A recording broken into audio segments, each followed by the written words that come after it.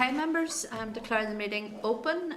In the room with me today, I have Alex Eason, Andy Allen, Robin Newton, and the Vice Chair Kelly Armstrong. And on Starleaf at present, we have Mark Durkin. Hi, Mark. Then we'll move on to agenda item 1, which is apologies. We have apologies from Fran McCann, and also Sinead had sent me a text last night to tell me she was going to be 10 minutes later, so she's school run to do this morning. So just members, for your information. Then I'll move on to agenda item 2, which is chairperson's business. Members, at last week's meeting we agreed to hold our second informal stakeholder briefing on the 26th of January from 1 until 3 p.m. To accommodate the work of the Business Committee that day, I propose a slight change to the time, so we're going to start at 1:30 and finish at 3:30. Are members content to agree that? Thank you. Yeah. No problem. Thank you. I've also been, but this is just something I wanted to mention as well. I brought it up with the Minister on Monday at question time about clubs and the funds that they can apply for. We know that social clubs and working men's clubs had applied for the funding from the Department of Finance and received that funding. But I've also been told that there has been some sports clubs that applied for that funding as well, that got it in the first tranche of funding, but they have now been told they have to apply through DFC. I've also then heard from another sports club that did apply through DFC and was told they had to apply through the Department of Finance.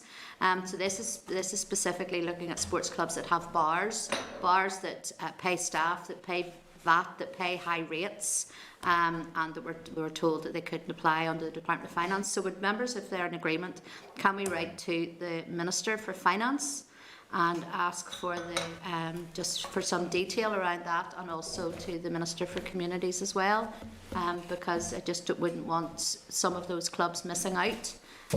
Because they don't seem to have got their act together or be speaking to each other, both of those departments, as to who funds what.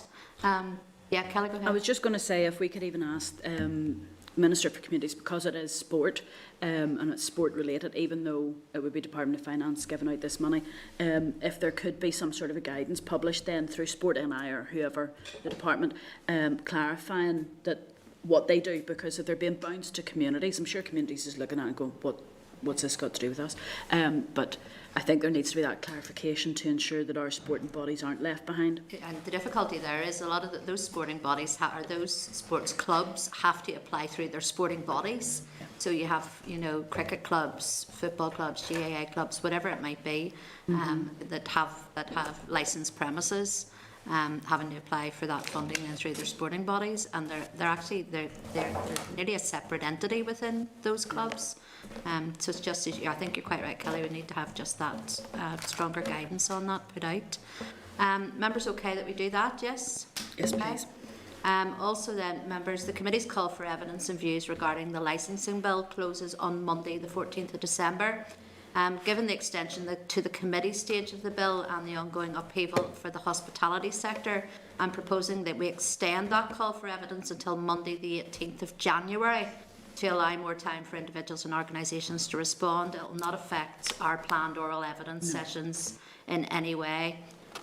So can I ask members, are they content to agree that we extend that call for evidence? Yes. Yeah? Okay, thank Agreed. you. Move on then to agenda item 3, which is draft minutes. Members, you'll find these draft minutes for the 3rd of December 2020 on page 6. Can I ask our members content to agree that draft minutes are minutes as drafted? Robin? No, sorry, Chair, I did want to raise another matter earlier. I thought I had signalled. Sorry, then I'll go back. That's okay, Robin, go ahead. What is it? Chair, you'll remember the briefing that we had from the representative bodies from the charitable industry sector. And indeed they were making the point that some of the bodies here who were part of a national body but have a degree of independence in Northern Ireland were ruled out of the charitable support. I raised it in a question with the Minister on question time. The Minister was quoting the 500 odd charitable bodies that did get support, but seemed surprised when I pointed out that there were significant bodies in Northern Ireland who were being ruled out because of the reserves of the national body, but into which the local body were not able to tap. And the Minister did seem surprised at that, and did say that she would inquire as to why they had been ruled out. But I think it might be pertinent for us, Chair, to contact the Minister's office on behalf of those bodies who came to speak to us, and indeed the others, to get clarity on the situation. And if, as I detected from the Minister's response, that she felt not being able to tap into reserves in a national body was ruling a body locally out, that it's not something that would find favour with her. Yeah, I absolutely right. I agree with you, Robin. I was shocked whenever she said that she didn't know that there were any charities that couldn't apply for that money. It was, yeah, and we know from last week's briefing session that it was, what is it, the 168 of the charities, or 167 of the Charities Commission, stuff that has not been enacted since 2008 is the reason behind that. So I think you're absolutely right. I think we just need to maybe write to her directly and ask her for more detail on that, because we absolutely know that there are many charities that have been frozen out of that because of that reason. But I agree with you, it was a bit of a shock that she didn't know that was the case. It may well be, Chair, that the charity organisations were watching, but those that did present to us, perhaps you would also contact them and let them know that we are following up. No, thank you, Robin. That's okay. All right, so if we can move on then to the draft minutes again, then agenda item 3, and as I said, members, you'll find these at page 6. So can I ask, are members content to agree the minutes as drafted of the 3rd of December 2020? Agreed? Agreed. Thank you. Okay, then members will move on to agenda item 4, which is members arising. Members, you've been provided at page 13 with a copy of the latest report of the Examiner Statutory Rules, who draws attention to SR 2020-242, the Social Security Coronavirus Further Measures Amendment of Miscellaneous Amendment Regulations Northern Ireland 2020. The regulations were laid in breach of the 21-day rule, and the Department has stated that the reason for the breach was in the context of the urgent response to the coronavirus pandemic. The Examiner is content that the Department has on this occasion provided a satisfactory reason for the breach. Can I ask members, have they any comments, or are they content to note that? Content? Content to note, yeah. Okay. Members, then, you've been provided at page 23 with a response from the Cliff Edge Coalition, highlighting their concerns in response to committee queries asked at a recent briefing session. The response highlights a range of key issues, including to ensure that the necessary legislative time is urgently prioritised for the measures needed to close loopholes in relation to the bedroom tax and benefit cap, and to request that the Department share a timetable for the review process and to commit to a process of engagement with the Cliff Edge Coalition to ensure strengthened mitigations that meet the new challenges arising from universal credit and the two-child limit, and cuts to housing benefits in the private rented sector. Excuse me, I know I noticed on Twitter, I think it was recently, that the Minister had met with the Cliff Edge Coalition. So hopefully some of that was discussed with the Minister then. But can I just ask, our members have any comments? Are they content to note that? I see Mark Durkin's hand is up. Mark? Thank you, Chair, and good morning, everyone.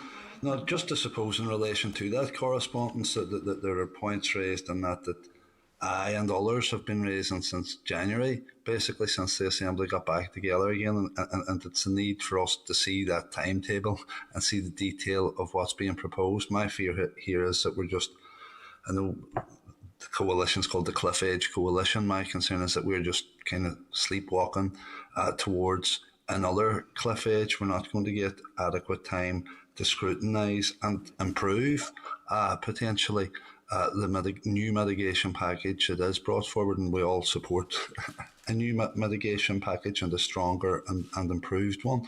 But I do have concerns that the time is running out for us to do much about it or on it. So I just wonder, could we maybe as a committee write to the Minister again, basically reinforcing the points raised by the Cliff Edge Coalition in this correspondence?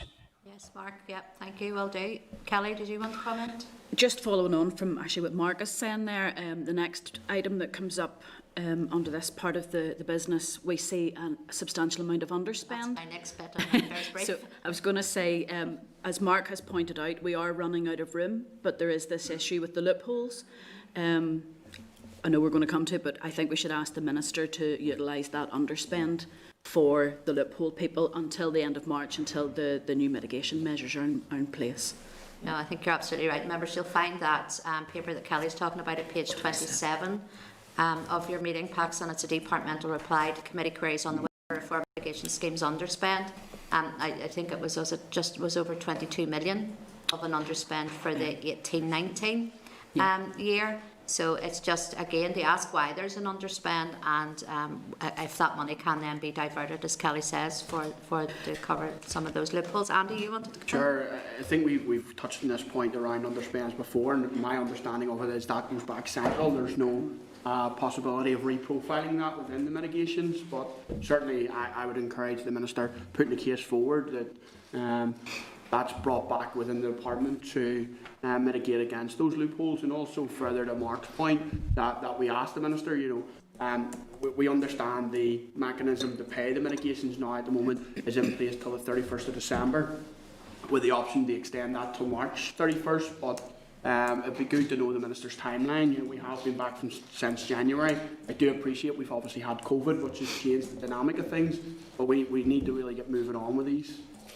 Yeah, and even if that money does have to go back then to the central pot again, there is the opportunity for bids as well. So those bids might see that reflected to cover some of that. Kelly, you wanted to come back again? Yeah, I was just going to say, because what I'd noticed was on that page 29, it does say there's just under, well, 5,752,000 of that money, but the period is 2016 to 2019 of the underspend. We don't know what this year's underspend is, so goodness knows how much there is. I imagine with the number of people who've applied for universal credit this year that 22 million doesn't actually exist anymore, because it has already gone back. But I think we need an update on this current financial year, and to encourage the Minister, because this year she wouldn't have given it back yet, because she wouldn't have known until the underspend has been identified. But if there is underspend to date, that should be used. Benefit cap, especially those people who are in that loophole, and they're coming in the mouth of Christmas at the end of this year, not realising, they wouldn't realise that all of a sudden they're going to get hit with that benefit cap. Children shouldn't have to live in poverty, and I think that the Minister gets that. So we would be encouraging her that the figures that we've been presented with are previous year's figures, but I think we need to ask for an update for this year to see what's going on. Page 27 says it's going to be published in the coming weeks. Yeah, and I think we should say, it shouldn't be anywhere near that figure, because I know when the Minister came into office, and the Minister before her, Deirdre Hargey as well, I know any other time there'd been an underspend, a lot of it was blamed on the fact that discretionary support wasn't being awarded. At the very beginning, people were having to take advance payments, and I know that both of those ministers said that they wanted to see that change and wanted to end that people didn't start off on a footing on debt. So I'd like to think that because of discretionary support being handed out, albeit there has been extra given to discretionary support over the COVID months. So no, I think that very much we do need an update on that. I think you're all absolutely right. That's the contingency one though, Chair. The contingency fund, I don't see that, unless I'm missing, it's not mentioned on that, is it? No, I didn't see it either. There's okay, no... but then we need some information on that. We'll write to the department and ask them, members. Okay. Then can I inform members have been provided with a tabled letter from the department advising a copy of the second independent review of PIP report will be laid in the business office on the 11th of December. Again, any further comments are happy to note that. I think just following it, I know we had a conversation with Marie Kavanagh during the process, but I know we have an awful lot coming up, but we'll see the report. I'm just wondering if we can get feedback then from the department at some stage about what they're going to do with the recommendations, because the last recommendations weren't carried forward. What's going to happen with these ones? Absolutely. Okay, thank you. Any other members want to make a comment on that? We're happy to move on. Okay, we'll move on then to agenda item 5, which is a departmental briefing on its 5-year strategy. You'll find this at page 32. You'll find the briefing paper at page 32 of your pack. And I welcome then to the meeting Beverly Wall and Karen Ward. And Beverly, we're going to ask you to begin, I believe. Okay, thank you, Chair. Good morning, everyone. My colleague Karen Ward and I are pleased to be here today to brief you on the recently launched DFC strategy, Building Inclusive Communities. For the first time since the Department for Communities was established, we have a single corporate plan in this strategy that sets out our objectives and goals until 2025 and the steps we'll take to achieve those goals. The strategy takes account of our Minister's priorities, programme for government commitments and New Decade New Approach commitments, and also the Executive's response to and planned economic, social and health and wellbeing recovery from COVID-19. It's a living document, so it will change and adapt over the 5-year period to meet emerging challenges and priorities. The strategy is broken down into 4 cross-cutting themes, which are anti-poverty, wellbeing and inclusion, sustainability and inclusive growth, and agility and innovation. The Minister has agreed the outcomes that we will aim to achieve against each of these themes and also a range of priority actions we'll take to achieve the outcomes. In many cases, these priorities reflect our work programme over the next 1 to 2 years, but we will continue to develop additional actions over the lifetime of the strategy. Under the theme of anti-poverty, we aim to reduce the number of people living in poverty and ensure that those living in poverty have access to the support they need. And actions we're currently taking as a department to deliver this outcome include the development of a cross-departmental anti-poverty strategy using principles of co-design and co-production. An expert panel has been established and is due to present their recommendations to Minister by the end of the month on the themes and content of the strategy. That work will then be taken forward by a co-design panel of representatives from community and voluntary sector organisations who currently work with and provide support to people in poverty. They will engage widely with other groups and with individuals who have direct experience of living in poverty and with a cross-departmental group of officials to develop the strategy and associated action plan with the aim of having an agreed anti-poverty strategy by December 2021. Under the theme of wellbeing and inclusion, we want to help people to live positive, fulfilled lives where they have diverse opportunities to work, to enjoy sports, arts, culture and heritage, to enhance and empower our community and voluntary sector, and to promote and develop Indigenous languages. And actions we're currently taking to deliver this outcome include the development of a suite of social inclusion strategies, including gender equality, disability and sexual orientation that will address barriers to inclusion. Other actions include the development of an Irish language strategy, an Ulster Scots strategy, plus the development of a strategy for physical activity and sport to improve participation in sport. The Sustainability and Inclusive Growth theme focuses on us supporting citizens and communities to achieve their maximum potential through economic, cultural and environmental interventions, which includes increasing community wealth building and social enterprise, town and city centre revitalisation, ensuring people have access to affordable quality housing, and developing our heritage whilst balancing our environmental obligations. Actions planned to deliver on this theme include the implementation of Minister's recently announced plans to deliver housing executive revitalisation and improve the private sector. Proposals are also being developed for a community wealth building programme by our partners in the voluntary sector. Through this programme, we want to encourage communities to help develop their local economies and redirect wealth back into the heart of communities. And finally, on to agility and innovation. As an organisation, we want to ensure that our working practices are as good as they can be. We intend to support and develop our staff to deliver this ambitious work programme. We're committed to working collaboratively and productively with our arm's length bodies, other departments and the community and voluntary sector, embracing the principles of co-design and co-delivery to deliver our shared objectives and support people build communities and shape places. One example of this collaboration is a recent work we've done with University of Ulster, where we've entered into a partnership So they will work with our professional services team of statisticians and economists to improve the evidence base we have for both policy development and operational delivery. And a recent example of this is the research report on employment vulnerabilities in the arts, creative culture and heritage industries. And that work has informed the package of support that's now available to arts, culture and heritage sector. We also aim to embrace a continuous improvement mindset so that we provide agile and responsive services to the people we serve.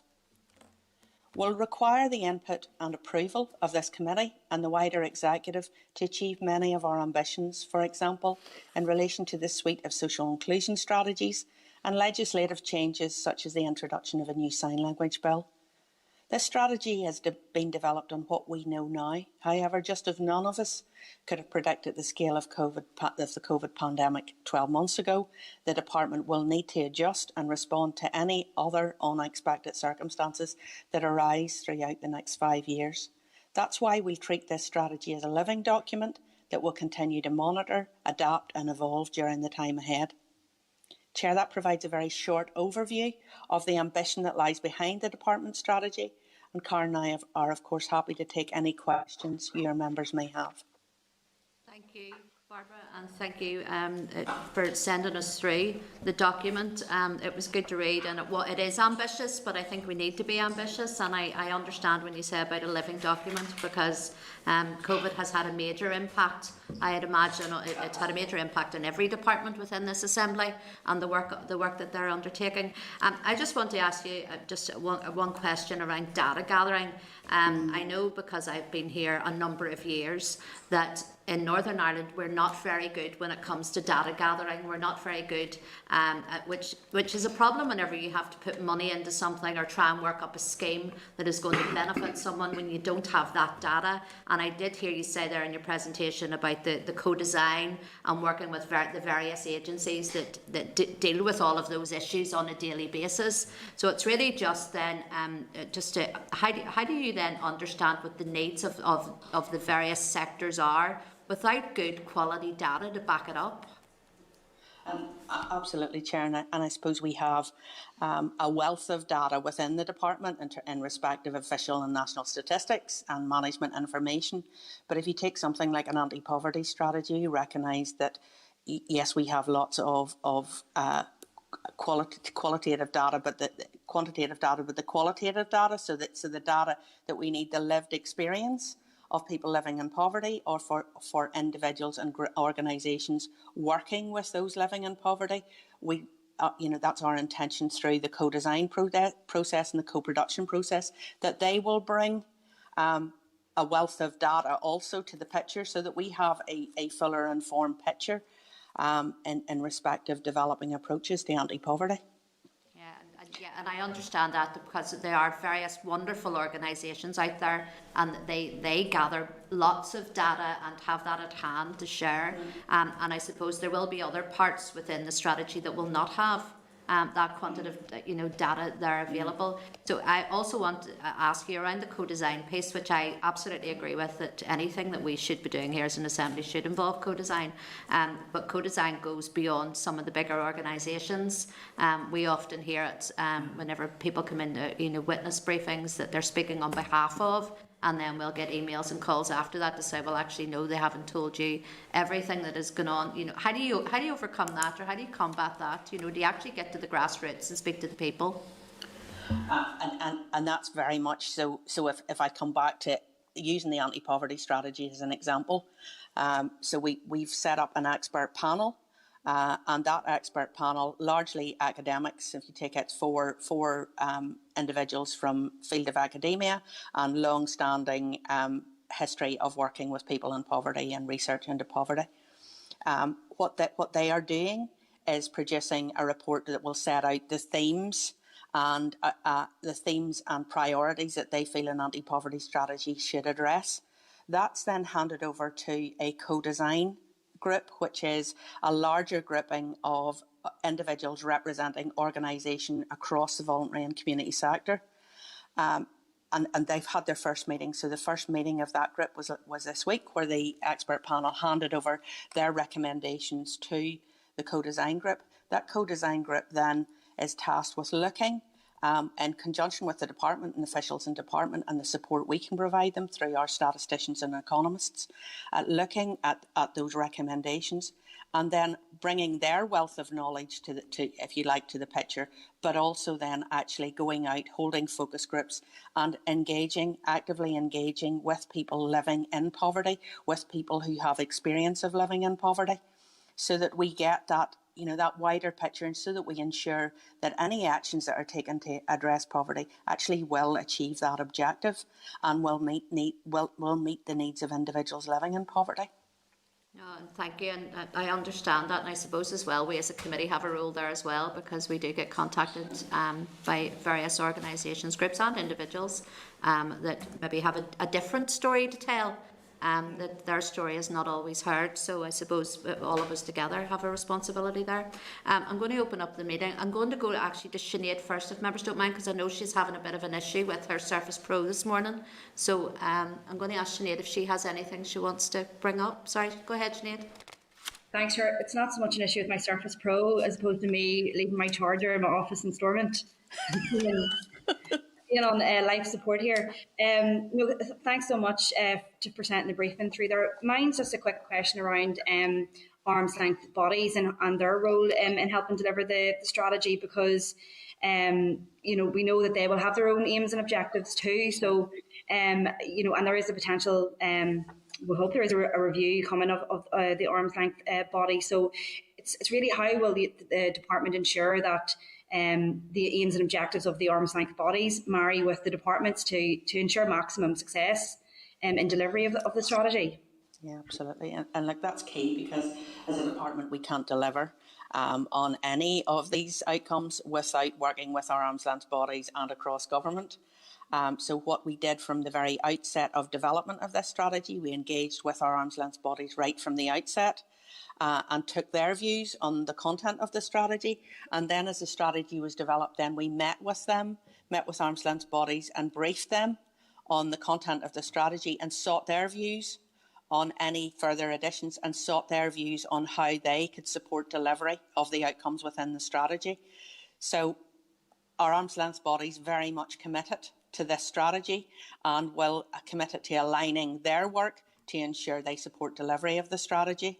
And if you take, I'll come back to the anti-poverty strategy. One of the key factors that arose in our discussions with arm's length bodies was for the likes of libraries, NI, and libraries have a buildings right across Northern Ireland, and they would be keen to use those to ensure that we can broaden our support to individuals and to communities. So, for example, things we're looking at in terms of agility and innovation is how can we make better use of those buildings, and how could we make better use of those premises to deliver services. So, for example, for benefit services, or for people to access support through the department, or also to deliver a number of programmes through, for example, libraries. So yes, we have engaged with our arm's length bodies from the outset.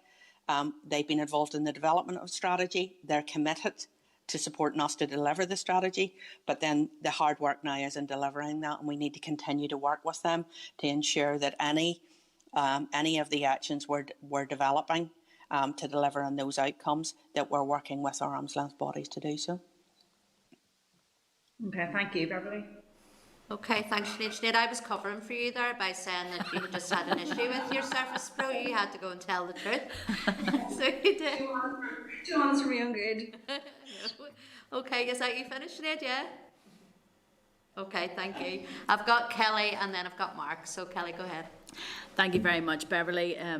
As you can imagine, as soon as somebody sees a strategy, they're looking at it and they come up with so many ideas and opportunities that they see that could be added. Can I just ask, first of all, you talked at the start about, there's the opportunity for the committee and for ourselves to look at this strategy now.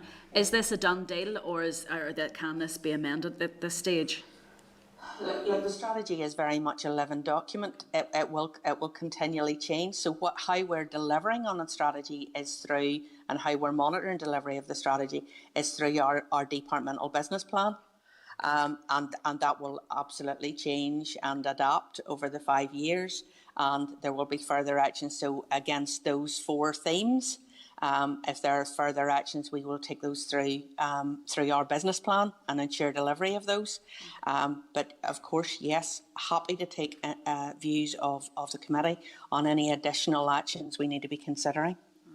Okay. The reason why I'm asking that is because this document is very much about what the department is going to do. One of the concerns I have is how we're moving away from silo mentality. And there's not a lot in this, and it's not like this involves all of the executive departments. There's not a lot here of what other departments will require from communities in order to achieve a lot of what you're trying to achieve. So, for instance, I'm thinking about the Department of Infrastructure, and when you talk about it's on page 12, I think it's page 12 of your document, which is page 45 for us. Providing, for instance, free access to books, information, IT and community programmes through our libraries. Not much use if you can't get to a library, but Department of Infrastructure have their, rural access and urban access to services. So I'm just wondering how much more can be done to, and the other thing, for instance, is on that page 12 or page 45 for us, you talk about encouraging diversity and participation in society, but there's no mention of the Executive Office and the Executive's commitments to TBUC. So there's a lot of underlying actions and rural proofing and lots of things like that aren't mentioned here, that may be the responsibility of another department, but that will have impact on yourselves. And you talked about libraries. For instance, the reduction in libraries and the reduction of hours in libraries across Northern Ireland means that they're no use to man their based for most of the week. So when we presume that libraries can be used as a meeting space for communities, not if they're closed. So I'm just wondering how much, for instance, money is being provided to help with your strategy, because I'm thinking in particular about the fact that we have post offices are no longer going to be allowed to be used for people to get their benefits.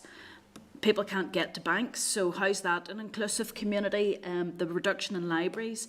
So if people are going to have to go further to get to a library, is there any money put aside to enable that, along with infrastructure? If there's focus groups being held with your co-design, are you providing money for communities so that isolated people can get to those focus groups? So that just on that side. I have one more question, but I know I've just asked a lot there, Beverly, so bear with me. Kelly, I'm going to ask Karen to come in on most of this, because I'm getting constantly this unstable connection, so I missed probably about 90% of what you said. But what I got was, just the last bit of what I got was around the funding for delivery of the strategy. Yeah. So look, we're relying on our budget allocation as a department to deliver, to deliver the objectives set out within the strategy. And what we will do this, when we get our budget allocation, then we will, hard decisions will be made by our minister around how the funding is allocated across the department to deliver on these objectives.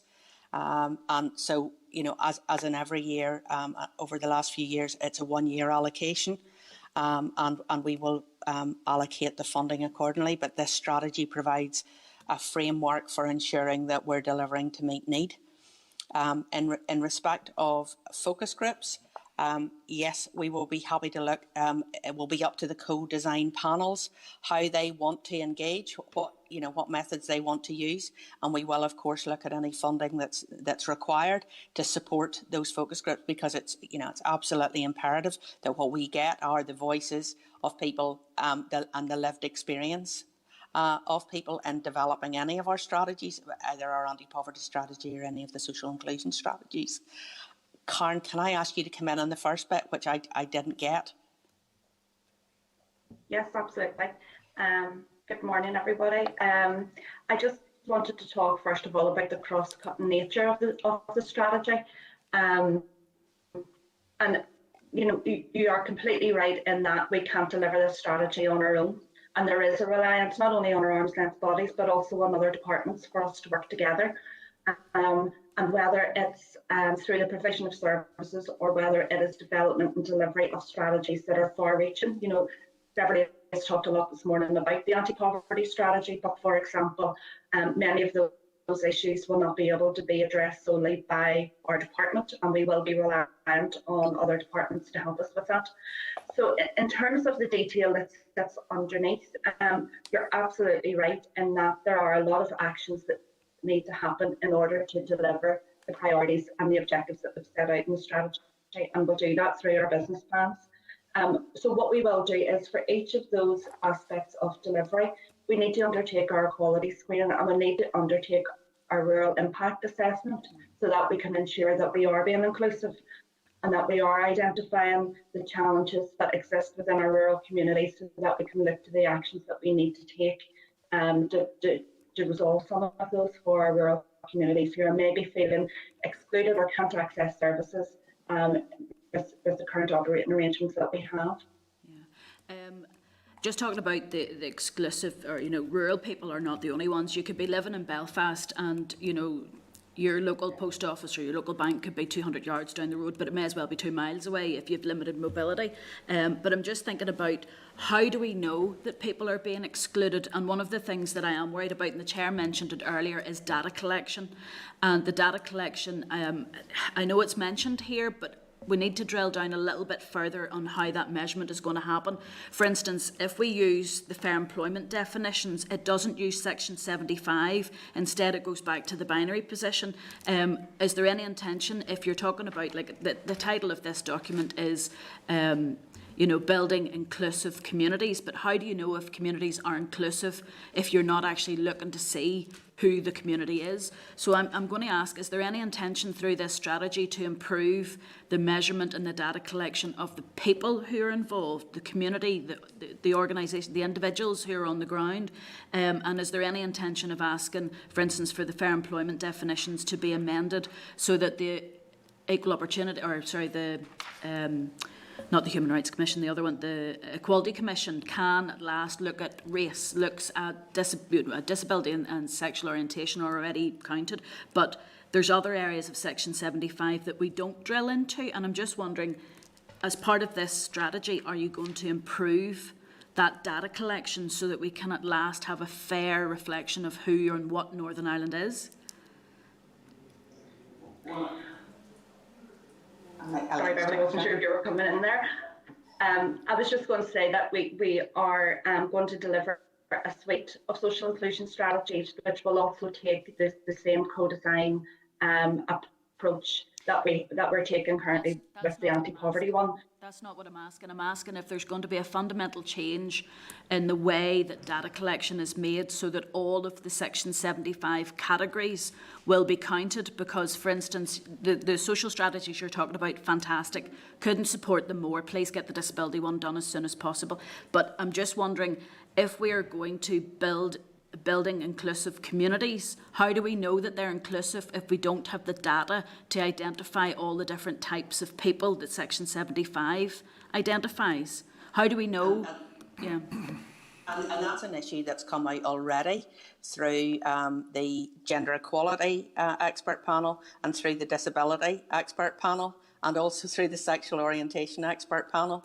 Yeah. So each of those expert panels will be making recommendations to their co-design groups around the collection of data. It's an issue, yes, we're going to have to look at, because it's an issue that's already in three of the expert panels is coming out as a factor that we need to consider and we need to take forward in delivering on those strategies, developing the strategies and developing the action plans. And just finally from me, is there any opportunity as part of your strategy or to be produced on the website somewhere? It doesn't even have to be added to this. It can be put on the website, underpinning strategies and policies that are already in place that you will be taking into consideration as part of the development and working through this strategy. So I'm thinking about the rural proofing, the T-Buck, the TBUC priorities that were agreed by the executive, you know, all of those underpinning things that you're working with all the time anyway. But I'm just wondering, to bolster this, because it does look like this is just communities on its own, when we know that you guys are already thinking about cross-departmental and the other priorities, the other strategies that government has agreed. Is there somewhere to sort of define that, to say, and while we're doing this, we're also cognizant of, and the list? Yeah. And look, the strategy is very much the department's corporate plan for the next 5 years, and highlighted within that is that we can't do it on our own, and that we will be working with arm's length bodies and with other departments. And then as each, you know, if you take the high level outcomes and objectives within that strategy, there'll be a raft of work below those. You know, so if you look at something like a sports strategy, or Irish language or Ulster Scots strategies, there'll be a raft of work sitting below that and policies developed below that to support that outcome. So whilst it's not within this strategy, this high level document, that if you like, that evidence base and that commitment will be within the policies that are developed to support it. But can I ask just for that to be clearly published somewhere? Because I've found through years of, before I became an MLA, I worked in the community and voluntary sector, and the devil is in the detail. And quite often, if it's not written down somewhere, people ignore it.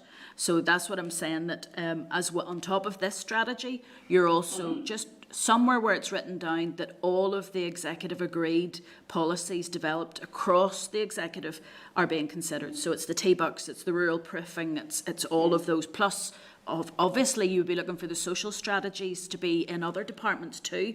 I'm just wondering, is there something there? Yeah, thanks. Okay, Yeah. thanks, Kelly. I'll move on. I've got Mark, then Robin, then Alex. So Mark. Thank you, Chair, and thanks to Beverly and Karen.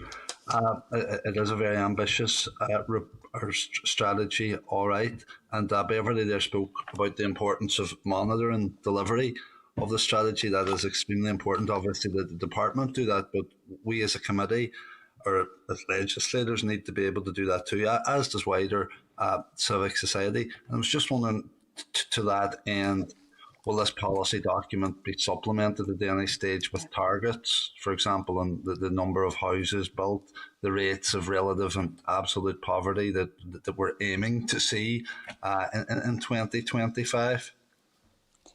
Absolutely, and look, what we're putting in place is, if you take our departmental business plan, will be how we will monitor delivery of the strategy. And what we will be doing is reporting to the board on a quarterly, our departmental board, and to Minister on a quarterly basis around progress against each of those outcomes. And we will be developing measures for reporting. And that's something also we'd be very happy, you know, if Minister's content to provide regular reports to committee, either on a quarterly basis or on a biannual basis, around progress towards delivering on each of those outcomes. Thank you, Beverly. And on page 26 of the strategy, that one of the objectives under anti-poverty is delivering a modern and progressive social security system for citizens.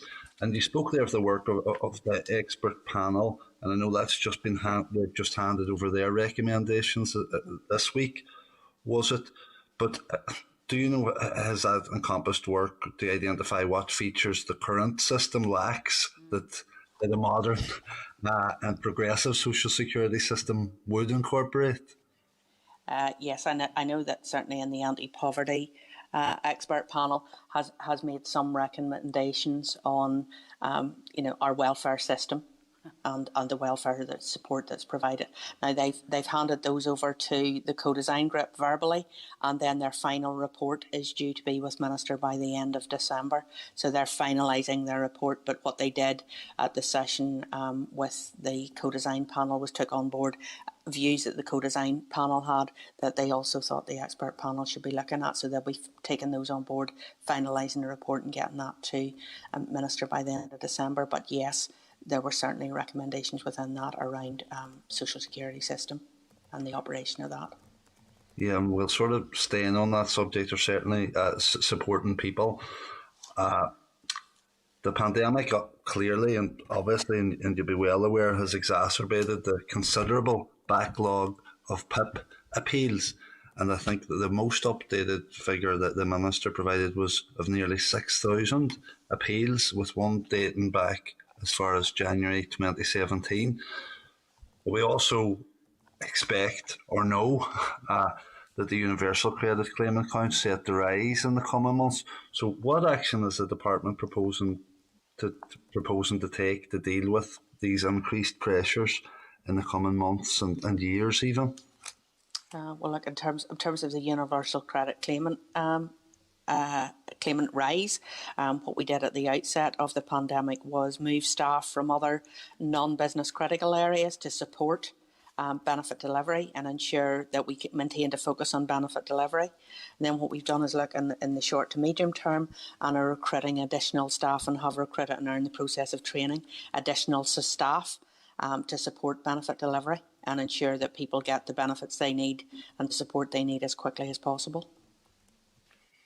That's great. And how's that recruitment going at the moment? Is it early to say yet? Or? No, it's going well. So we've started, I think, I'd be lying if I gave you the exact figure. I think it's about 150 to 250 people already started and going through training.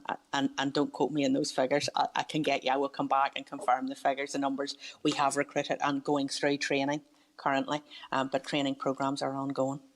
No, that's great that the department did respond quickly to do that, and I think I can genuinely say that I didn't get an awful lot of complaints over the past 9 months of madness about universal credit and things like that. So I think the staff that were brought in onto the front line there were obviously well trained and they've done a good job. But I think the PIP thing is going to be equally as big a challenge, and I don't know how we're going to get through that backlog in a fair and fast way. And look, if you take in terms of health work capability and health assessments, we moved away from, obviously during COVID, from face-to-face assessments.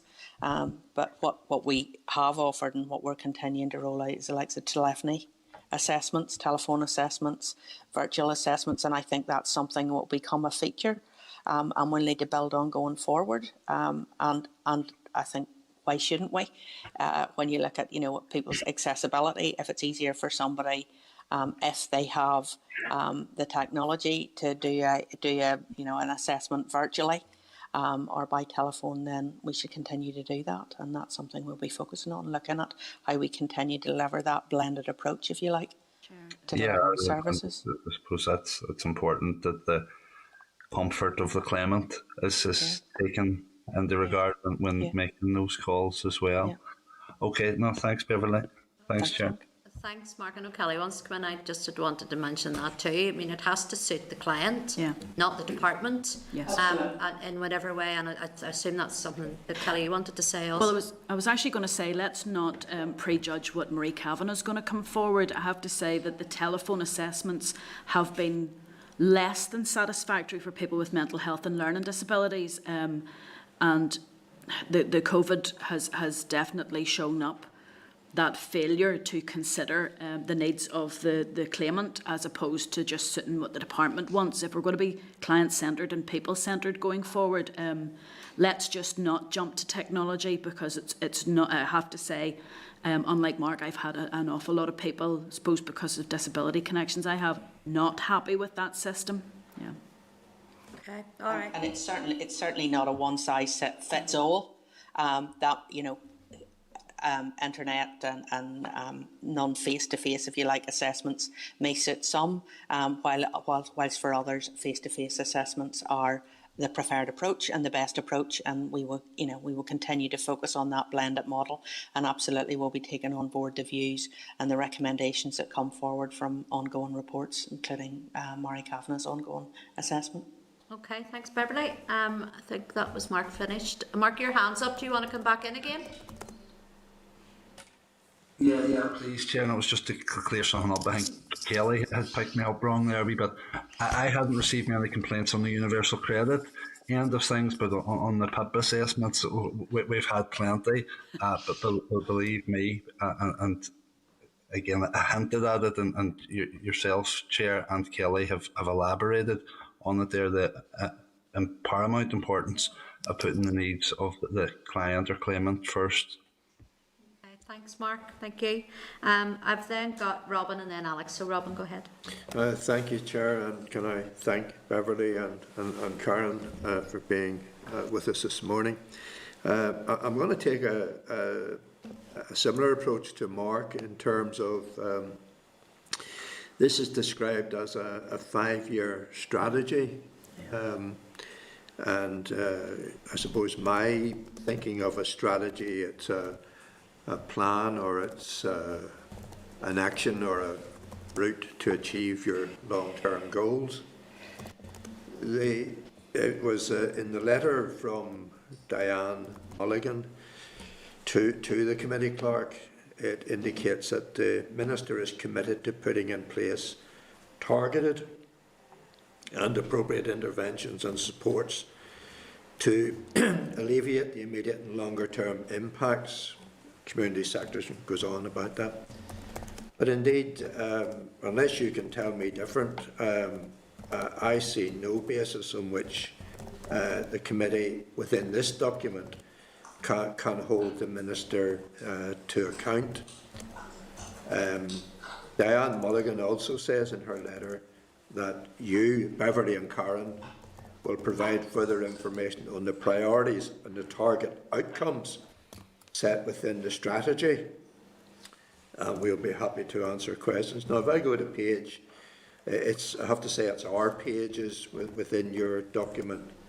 But if I go to, say, our page 45, where you deal with housing, or you make a comment about housing, and what we do is, it's headed up what we do, ensure the availability of good quality and affordable housing, and that's an overall objective. I just come in and say that's your page 12. Yeah. Okay, thank you, Chair. Okay, and on our page 50 and your page 17, you talk about affordable homes provided and social homes new build, and you tell us the figures there. That's the current situation. We have no targets on which to look at. Our page again, page 62. Your outcome statement, which is your priorities. And then within each of those priorities, there's no way of actually measuring the strategy or the success of the strategy. And on the following page, page 63, your page 30, which is headed up Making It Happen, it says, to achieve our goals, we will work to, but there are no goals established. So again, the committee can't hold the Minister or the Department to account. Now, maybe I'm going too far at this stage. I should have said at the outset, I do welcome this document. It's, at least I see, a first step since we've returned to see where the department actually wants to go. But I think it is weak in all of those areas. I'm sure you're going to say no, it's not, and explain why it's not. But I await your explanations. Okay. It is our corporate strategy. It's a high-level plan which sets out the ambitions of the department and of our minister over a 5-year period. Then sitting below that will be our business plan, our departmental business plan, which will, on an annual basis, set out the objectives, for example, in respect of the number of social homes, the number of affordable homes that the department will commit to achieve and deliver within an annual period. So that detail will be set out within our departmental plan, and happy to bring that back to the committee and to report to committee on progress against that. And that will support, that business plan is the means by which we measure and monitor delivery of the high-level outcomes set out within our strategy. Karen, you maybe want to come in with something else? No, I would agree entirely with what you've said. I think the strategy is that first step in terms of articulating the outcomes and the priorities that have been agreed with Minister for delivery over the next 5-year period.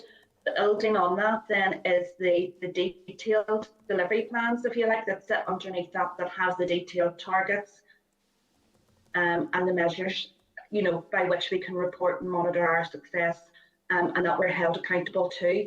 And it is important that the committee has visibility on that. And as Beverly says, we can bring the departmental business plan to committee so that you can see that level of detail. And when might the committee expect that level of detail then? So we are in the process of developing those departmental business plans at the moment, and our aim is to have those to our departmental board early next year, so by January or at the very latest February, to have an 18-month departmental plan supporting delivery of the strategy. So happy to bring that back to the committee once that's been approved by Minister and board. Can I just ask again, when might the committee see that then? That would be February, around February next year. So 2 months. Okay, thank you, Chair. Thank you. Thank you for your answers. Thank you. Thank you. Robin, Alex? Yes, thank you for your presentation. Just in terms of the anti-poverty strategy, is COVID going to have an impact on your findings and what you see as being the most important issues as you develop this, do you think? Well, COVID has certainly changed how we work as a department, and it is certainly, focused us certainly through COVID. The focus has been on getting benefits and getting support to individuals and communities who need it, and we will continue to maintain that focus while while COVID is with us and while the impacts of COVID are with us. I think some of the impacts of COVID we can't predict, so we can anticipate medium to long term economic impact on the economy of Northern Ireland, but the depth of that impact we can't foresee.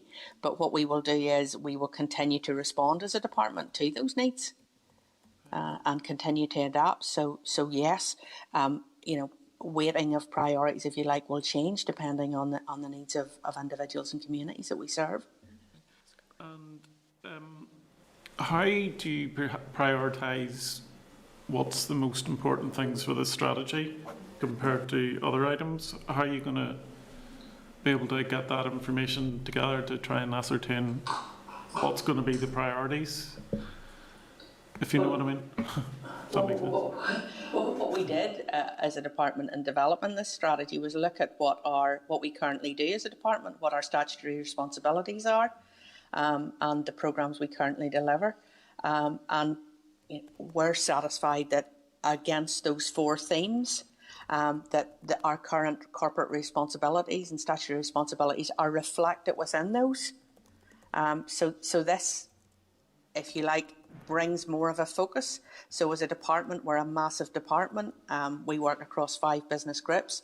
This is the first time since the department was formed that a concerted effort has been made and is being made to bring that work of the department together so that we add value and working more collaboratively across the department, but also with others, with our arm's length bodies and with other government departments. Okay, thank you. Just one quickie. Page 16, it says about there's 24 billion in social security benefits. Is that for the whole of Northern Ireland? Is that correct? Yes, that sets out the funding that's been delivered since the department was established in 2016 across all of Northern Ireland, yes. So that's for the last 4 years, basically? Yes. Okay. Thank you very much.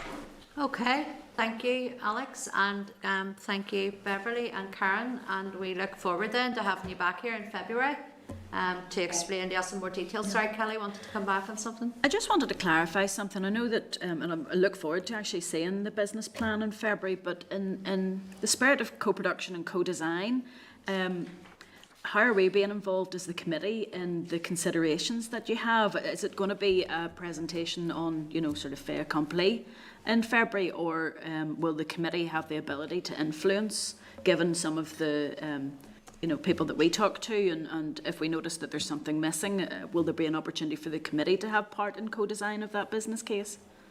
Well, the business plan sets out is really the operational plan for the department, and it will be approved by Minister, and sets out how, based on the budget allocation we have, how we will deliver each of the themes and priorities within the plan.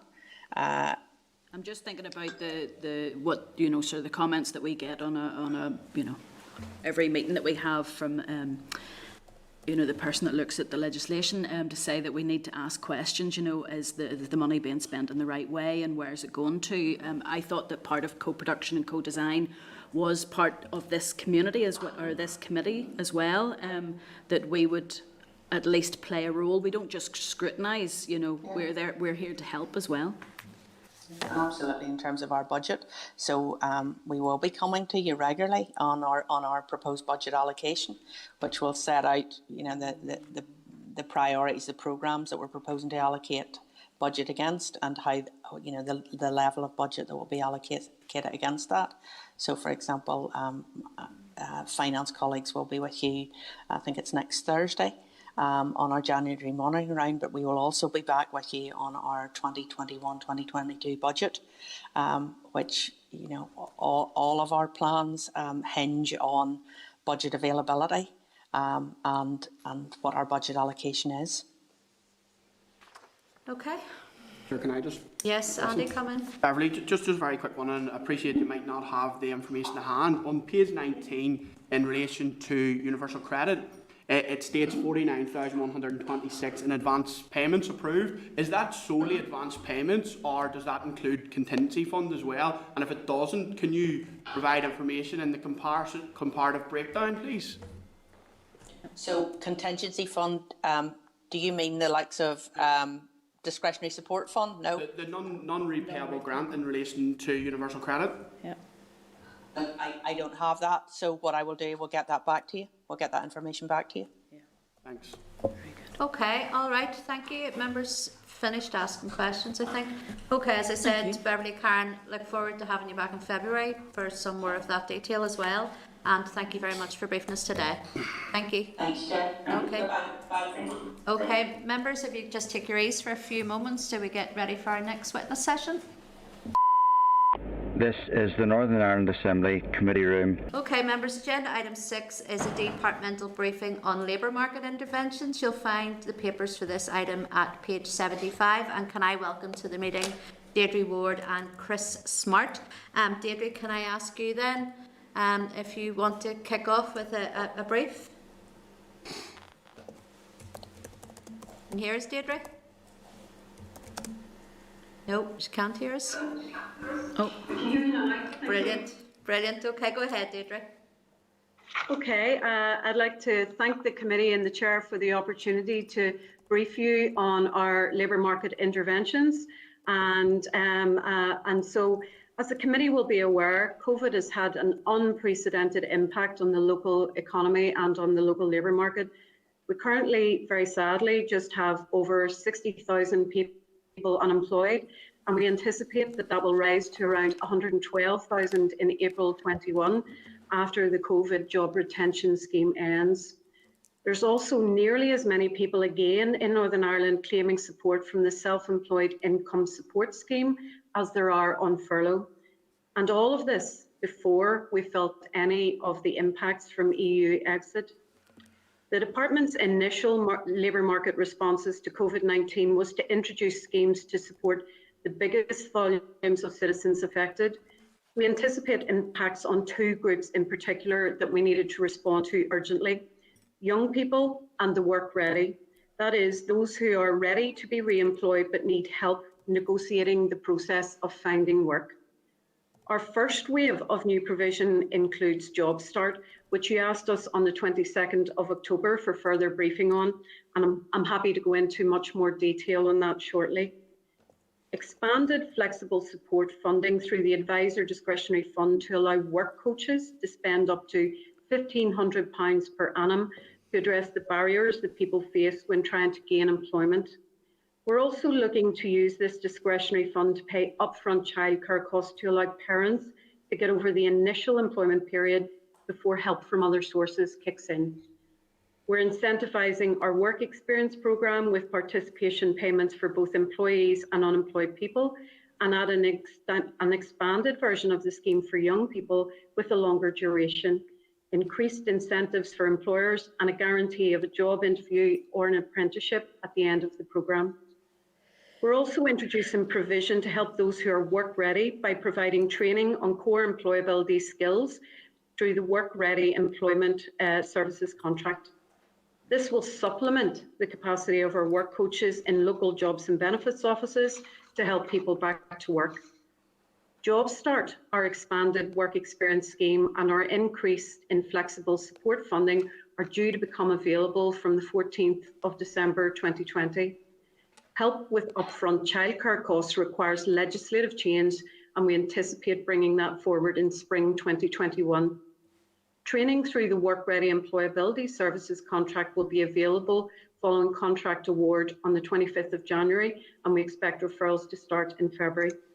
The department will also be replacing its current disability employment programmes through a new in-work support model. So for work experience, an incentive of £10 per day per participant will be introduced. This is paid alongside existing travel and childcare expenses, and grant payments of up to £250 will be paid to employers after a participant has been on placement for 1 week. Opportunity Guarantee strand of work experience has been introduced to tackle youth unemployment for young people aged 18 to 24, and this builds upon the work experience programme with additional enhanced features. The duration of the placements is 13 weeks. An additional employer incentive of £250 will be paid when a participant completes a placement. Opportunities must be linked to the guarantee of either a job interview or an apprenticeship, and these opportunities can also link with the Job Start scheme. Expanded Advisor Discretionary Fund is to provide financial support through the form of a grant payment of up to £1,500, including VAT, in a 12-month period to eligible people to purchase essential goods or services. As part of the expansion to ADF, we plan to introduce the Upford Childcare Grants in spring, subject to the executive agreement and changes to the Universal Credit regulations. The policy intent is to help people get back into work by removing childcare costs as a barrier to employment. Work Ready Employability Services is contracted provision to provide additional capacity or expertise to supplement the in-house services in a responsive and agile manner when required. Delivery will either be online or face-to-face, depending on the participant's needs. It includes modules on CV development, interview skills, job search techniques, basic IT and digital skills and social media, and confidence building and personal development. So Job Start. Job Start will help young people 16 to 24 at risk of long-term unemployment get into the job market by providing government funding for employers to create 6-month opportunities with an extension for 9 months for those with disabilities. Employers of all sizes, including the voluntary and community sector, can participate in the scheme and will receive funding to offer new roles. Funding will cover 100% of the relevant national minimum wage for 25 hours of work per week, plus the associated national insurance and all other employer minimum automatic enrolment contributions. Employers can apply for the scheme through an online application process, which will launch on December the 14th. The eligibility criteria for the scheme has been extended to include opportunities for those with disabilities who are work ready, those in or leaving care, and those who are not in education, employment or training, and returning citizens. I'm happy to take all of your questions on any of the programmes and will provide any additional detailed briefing on any of the new provision as requested. Okay, thank you, Deirdre, thank you for that. It really has been very much anticipated, this Job Start scheme, because we know that it has been in over mainland UK for some time. So, and I know there's been lots of questions asked by various members here of this committee. So we are quite eager to see it start, and that's good to get this briefing today. You had said then about it going live on the 14th of December, I think I picked you up there. Just what work have you been doing so far with employers? Because that's good that it's going live on the 14th of September, but I would like to think that there is a list of employers already lined up prior to it going live, because we know if that is not the case, then it could be then further, whatever, 4, 6, 8 weeks before we start to see the first people being put into placements. Then also, I know that have been told by the Minister on numerous occasions that the delay has been due to a more of a bespoke model for Northern Ireland and various interventions that had to be made. So secondly, I want to ask then, has there been an additional cost then to this because of these interventions, and and if there has, where has that money come from? And then I just want to, then the age limit, I know it's 16 to 24, and I know that has been the age limit, I believe, as well for other parts of the UK.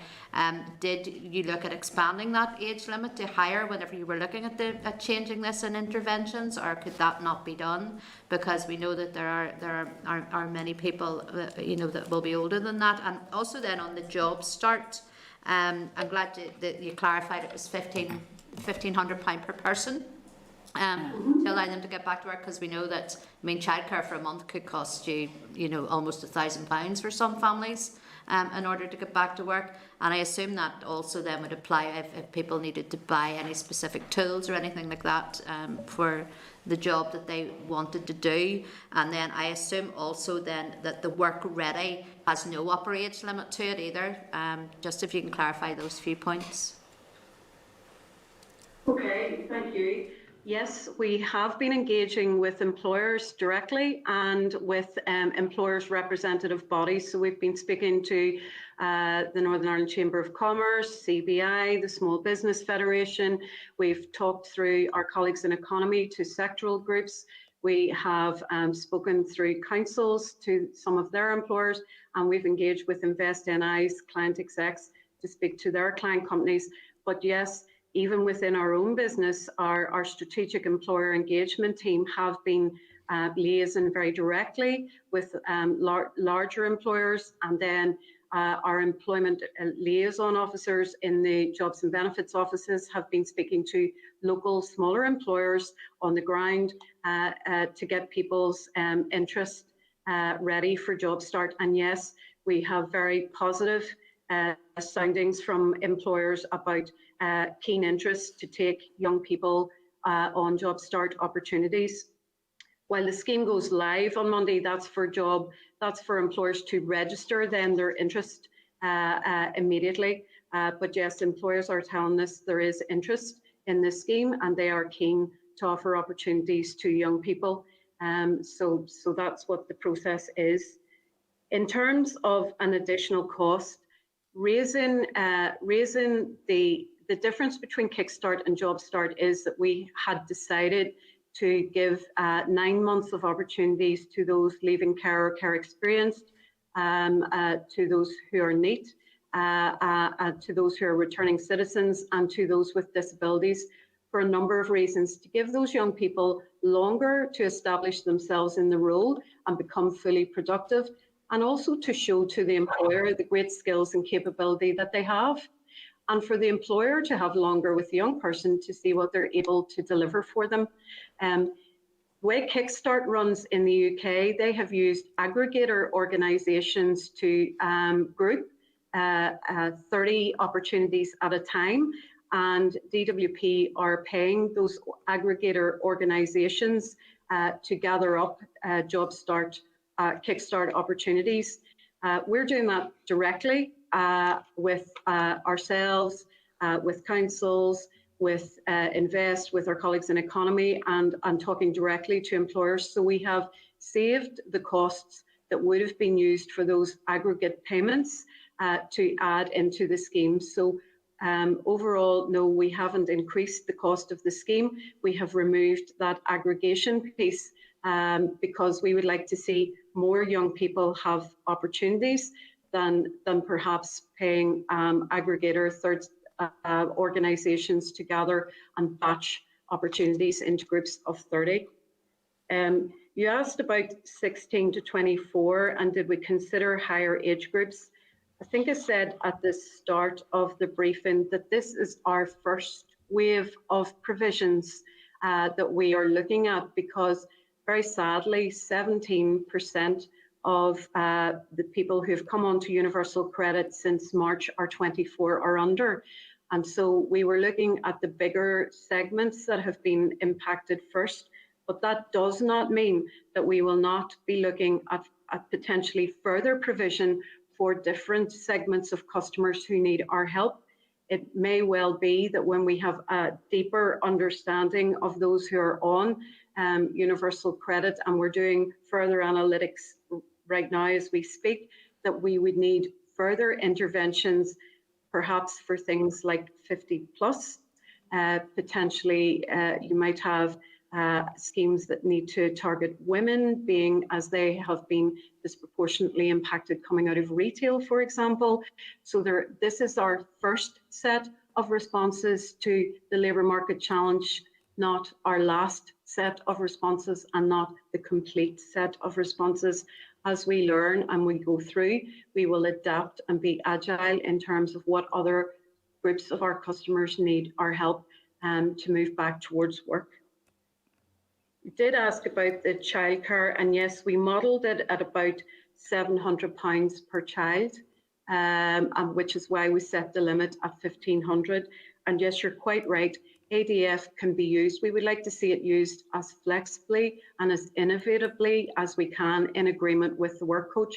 And absolutely, it would cover tools, it might cover PPE, it could cover training, it may even be used to defrost a micro business to get that back and running again. So we would like to see it used as flexibly and innovatively as we can to remove barriers to work for people. And that's our ultimate goal with it, which is why we felt we needed to up the limit from £300 over 12 months to 1,500 so that we can have better impact for people in removing those barriers. I think I've answered all the questions there, but if I've forgotten something, please remind me. I think you answered them all too, because I have forgotten all the questions that I asked you anyway. So no, and I'm really glad to see that you mentioned there about women as well, because we know certainly, especially within the hospitality sector and retail, women and young people were most definitely disproportionately affected through COVID. So it would be interesting to see if there's anything that the department can look at. Just I suppose on that as well, because I know I've also spoken to my colleague in the Department of Economy about this. Has there been a close working relationship then with the Department of Economy about joining up with anything that they're doing around their apprenticeships or anything else? Have you had those conversations? Yeah, we continue to work really collaboratively and really well and closely with the Department of Economy. We don't see these provisions as standalone. We see this as part of a portfolio of offer that might be given to someone. So, for example, if a young person tries Job Start and enjoys it very much, and the employer is happy, we could see an instance where they come off Job Start and move into an apprenticeship. We can see a pathway where somebody might come off PSF or ESF and move into Job Start. So we don't want to see cliff edges for young people at the end of these various provisions. And to that end, the youth work coaches will work very closely with the young person and keep in contact with them to be understanding what the next steps for them are as they're moving forward. So it may well be that apprenticeship is next. Or it could be that someone has finished an apprenticeship and comes on to Job Start. It'll have to be what the package of portfolio is that works for the person and also works for the employer. But absolutely, all these pathways have to link together. What we'd like to avoid is that somebody comes to the end of some of those pieces and there's no next step planned for them, with them, in discussion with them about what's right next. I know, and that is good to know. And I suppose only time will tell with this. It'll be this time next year when we're looking at it to see how many people have gone on to full-time employment or apprenticeships through this, because I know, we all know over the last, 20, 30 years, in fact, more, we've had some truly wonderful programmes in place, and we've had some that weren't quite so good as well. So it is good that the long term is being looked at rather than just figures and getting so many people pushed through a job programme with no prospect at the end of that programme, because that's the last thing. We don't want to give people hope, we need to take it away from them. So yeah, I suppose this is just a wait and see. As I say, this time next year we'll probably have be able to give us more detail on that. Look, thank you. I'm going to open it up to members. I have Kelly and I think Andy then as well. Kelly? And then Mark. Thank you very much. I just want to tease out a little bit more about this advisor discretion fund, the 1,500. Always get a bit panicky and sweaty whenever I hear discretion involved. Can you just confirm the criteria that will be used? And the reason why I'm a bit concerned about it is, as we know, Job Start will bring opportunities into play for people with disabilities. Is this 1,500 to replace access to work funding, or is this separate to it? Oh no, absolutely. In addition, the 1,500 is in addition. Access to work absolutely will be available for young people entering, well, for anyone with a disability entering any of our provision, but specifically for Job Start, that is plus access to work. Okay. For work experience and youth opportunity guarantee, plus access to work. Okay. And ADF is for all age groups, anyone on benefits, and that is completely separate from access to work. So ADF, you're just saying there, it's not just for the Job Start, it's for anyone trying to get into work. It's to remove barriers for work for anyone who's on benefits moving towards the workplace. Okay. Can I just check? It is a grant. Is that a grant based on a reimbursement of receipts? Or how does that work? And the reason why I'm asking that is, of course, I want money to get out to people as soon as possible. But what's to prevent criminal gangs encouraging people to apply for this, and then the money gets poured into not to actually help the barriers, but actually just goes into those people who put pressure on vulnerable people in our community? Well, the discretionary element of it is with the job coach. So in discussion with the job coach, the person who has identified with their job coach a particular barrier to work may well say, I know I could move into work if I did this training course, which costs X pounds, and then yes, we would release that money for that. For tools, we work on receipts and on those bases. So the key piece is it's at the agreement with the person who is asking for the ADF, alongside the job coach, having it as a tool that they can help remove barriers for work. So just to check, perhaps it is receipt based, so it's retrospective? It is retrospective, yes. Okay. I'm just wanting to check, are there other caveats that tie into wider executive objectives? For instance, if we're looking towards greening the economy, if someone turns around and said that they're looking at £1,500 because they live in a rural area and they need a car to be able to get to work, to maybe tie that into public transport or use of alternative transport, for instance, to access work? That's novel. We have considered using ADF for travel to work if someone is saying that is their barrier. But I hadn't gone as far, nor do I think policy colleagues had gone as far as thinking that would purchase a car for someone.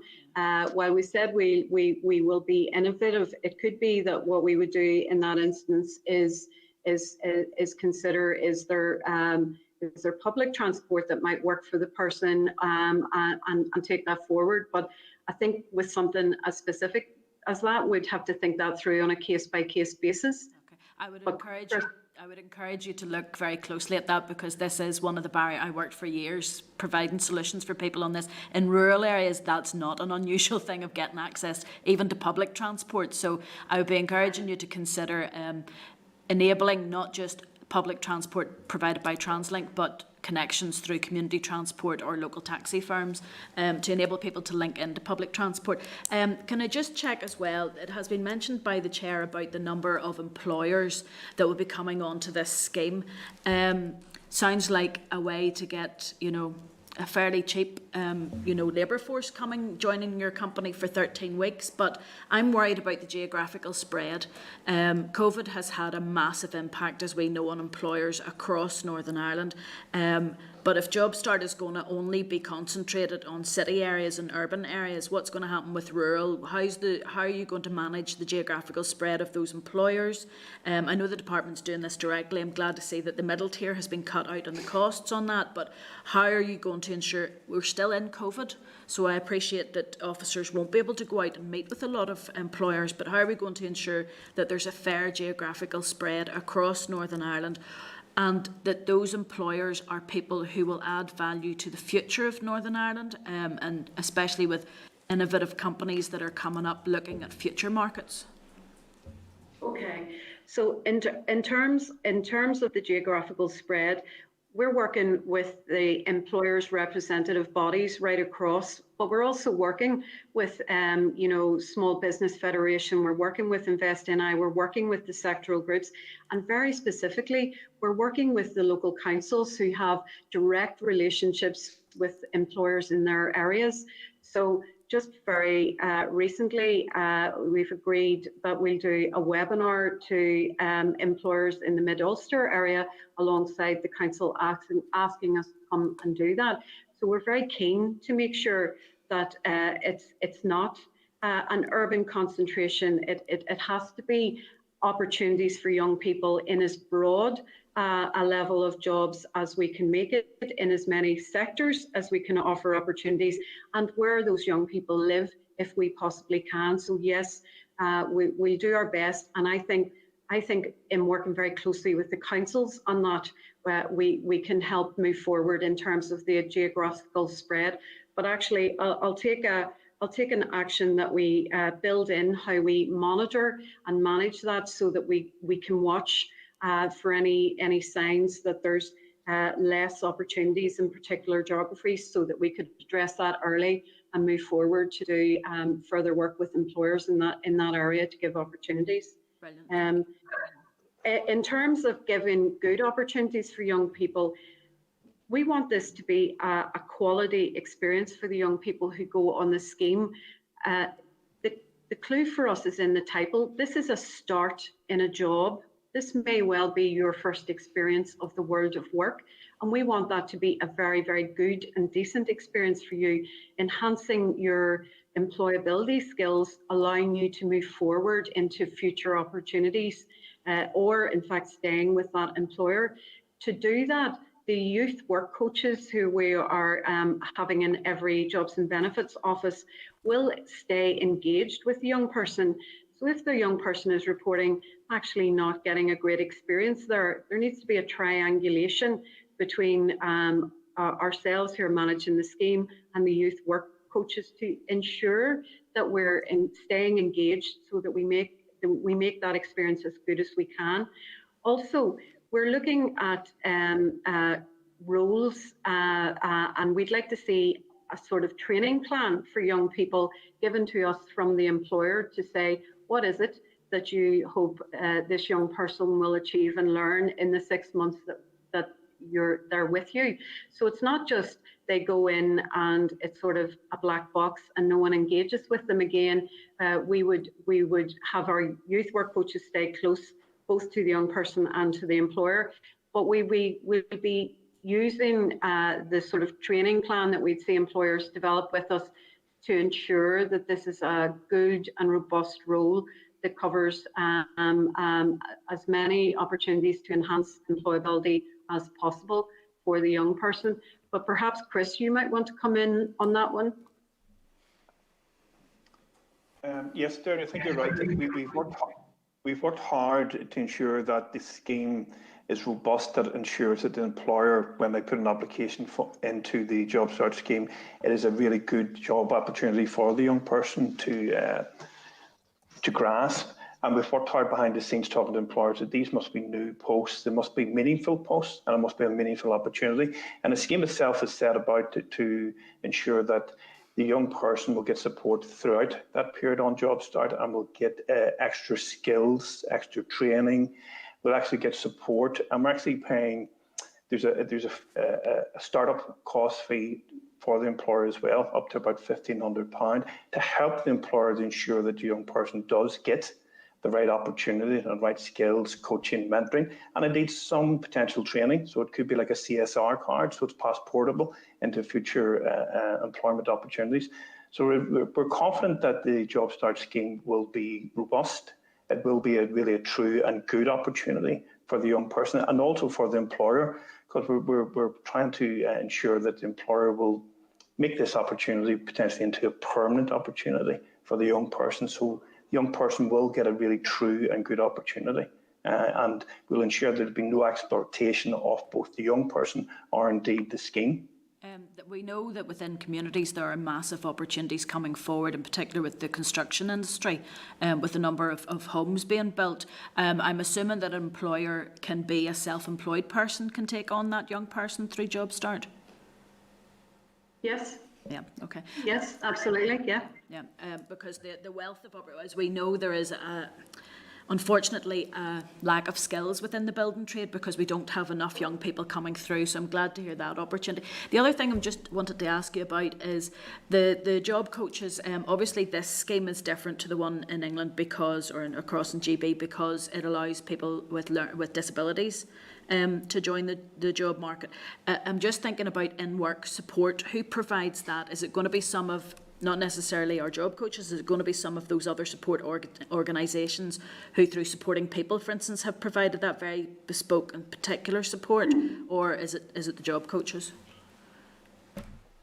No, well, it would be a mixture of that. So job coaches, yes, but also access to work allows for a support worker to assist someone as they're moving through an opportunity. So it's not just about providing assistive technologies to somebody. It also allows in that scheme to provide a support worker. So those support where access to work is delivered by the various disability organisations. So yes, it is specialist. So that might be a bit of a change actually, because up until now, if you've had supported employment, you will have normally a third sector organisation will handhold that person, and take them through, it's not necessarily a one-to-one support person that would be with that person every day.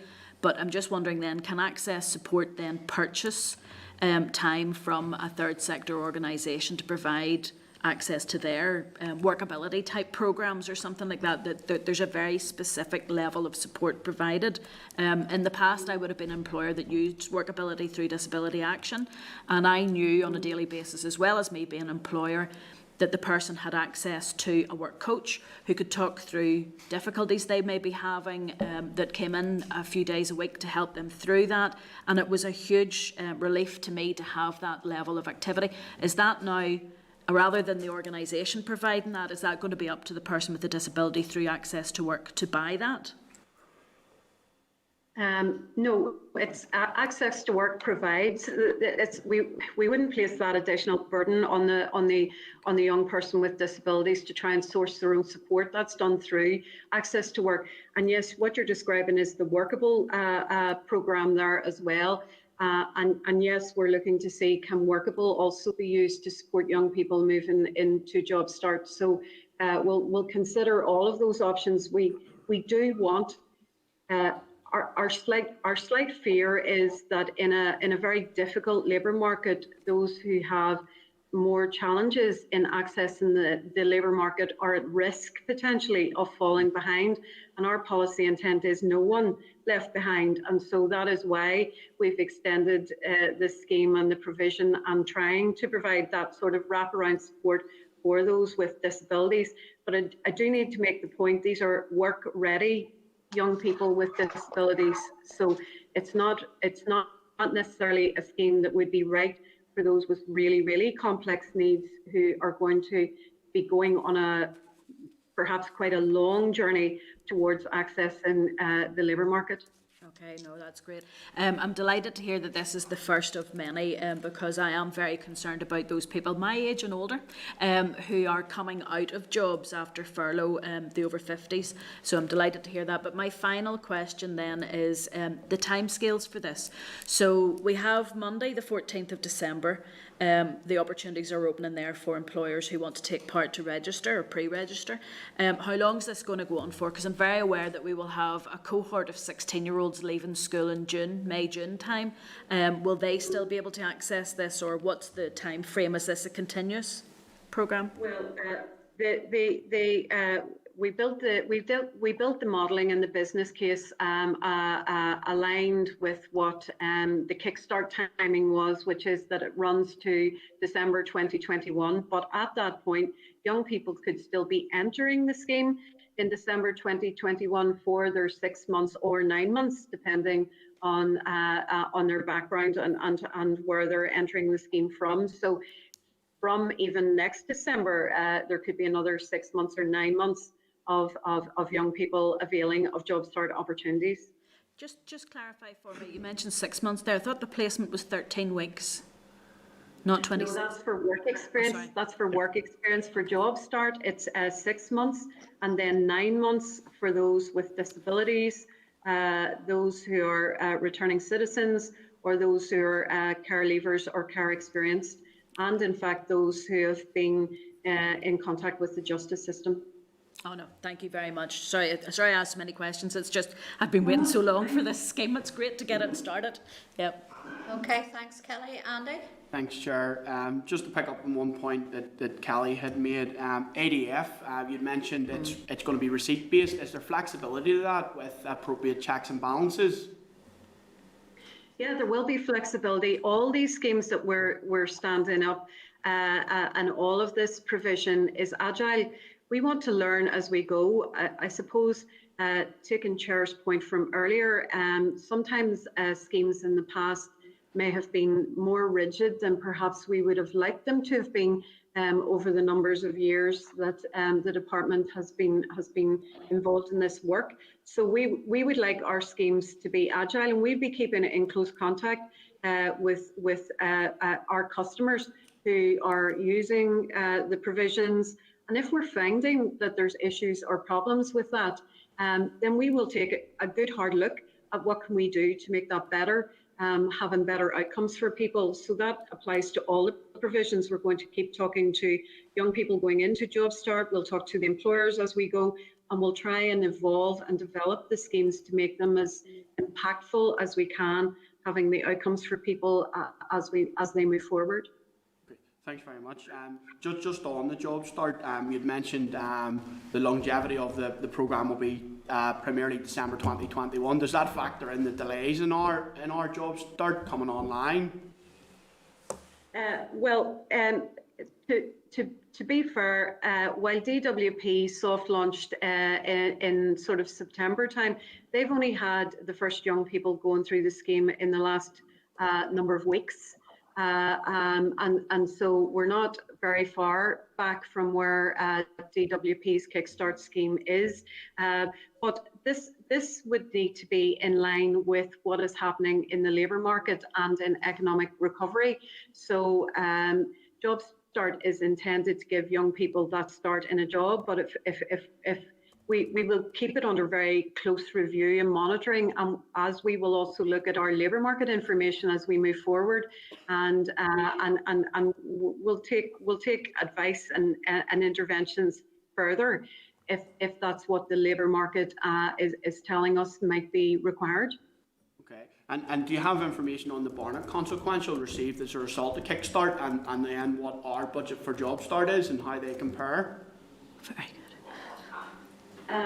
Yes, so our scheme for Job Start is matched to what the Barnett consequential was from the Kickstart scheme. So no, we haven't.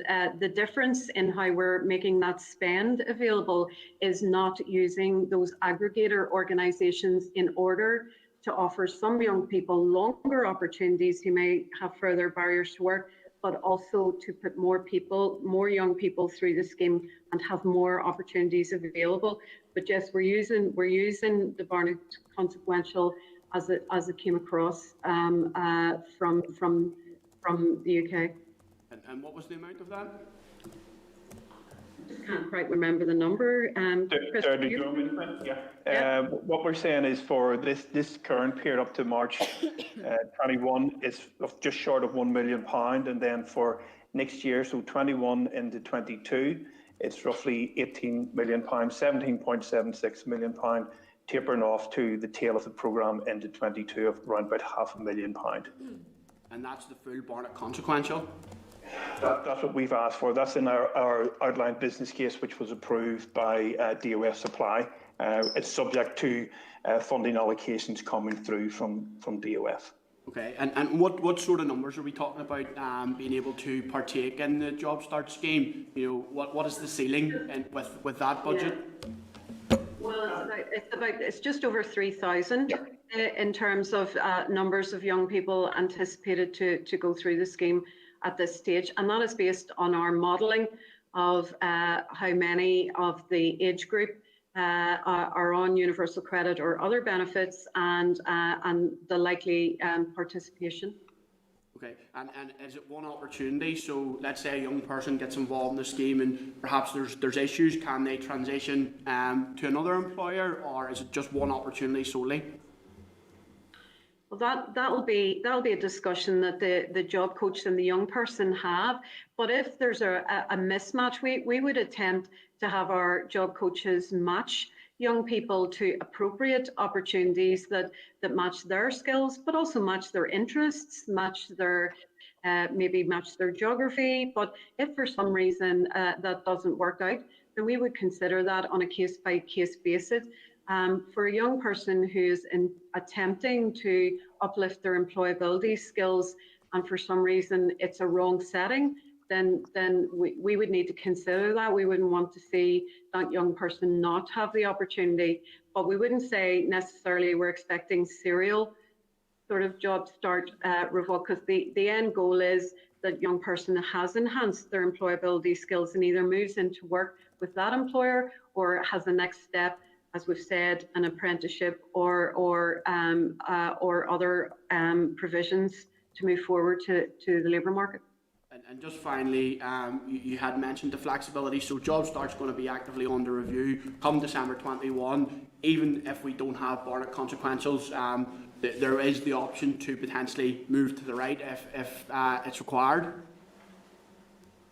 But that would be a decision, that would be subject to budget allocation and subject to the agreement of the Minister and the Executive. We have to keep it closely monitored as we move forward and we see how the Northern Ireland economy may respond post-COVID. Thanks, Chair. Thank you. Andy, Mark Durkin. Thank you, Chair, and thank you, Deirdre. Deirdre, your briefing opened with a reference to the stark projection of 112,000 people potentially unemployed by April, and that was without even taking Brexit and the account. So, I mean, that could be revised upwards, or, you know, with news now of a vaccine on, and that maybe I'm being overly optimistic to think it could be revised downwards.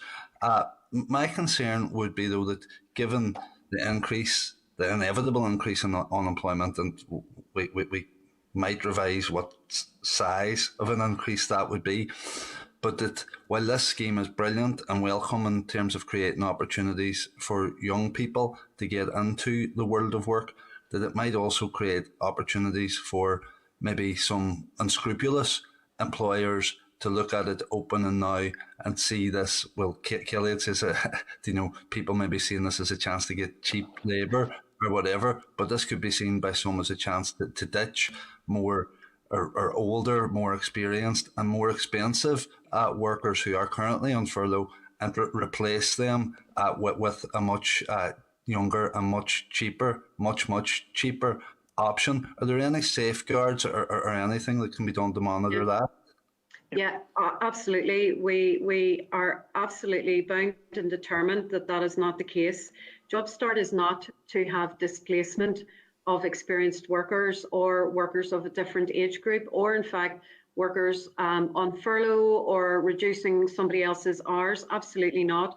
So in the registration process for employers, there's quite a number of checks and balances within that, where we will be asking questions of employers about, have they made people redundant? Are there people on furlough? There's quite a number of checks and balances built into the registration process to try to ensure that that is not the case. And also, we will be keeping in contact with the employer and the young person as they go through. So if we find that sort of evidence becoming apparent to us, then we'll take steps and actions around that. This is not for the exploitation of either young people or by employers. Absolutely not. We're going to do our very best to ensure no displacement occurs.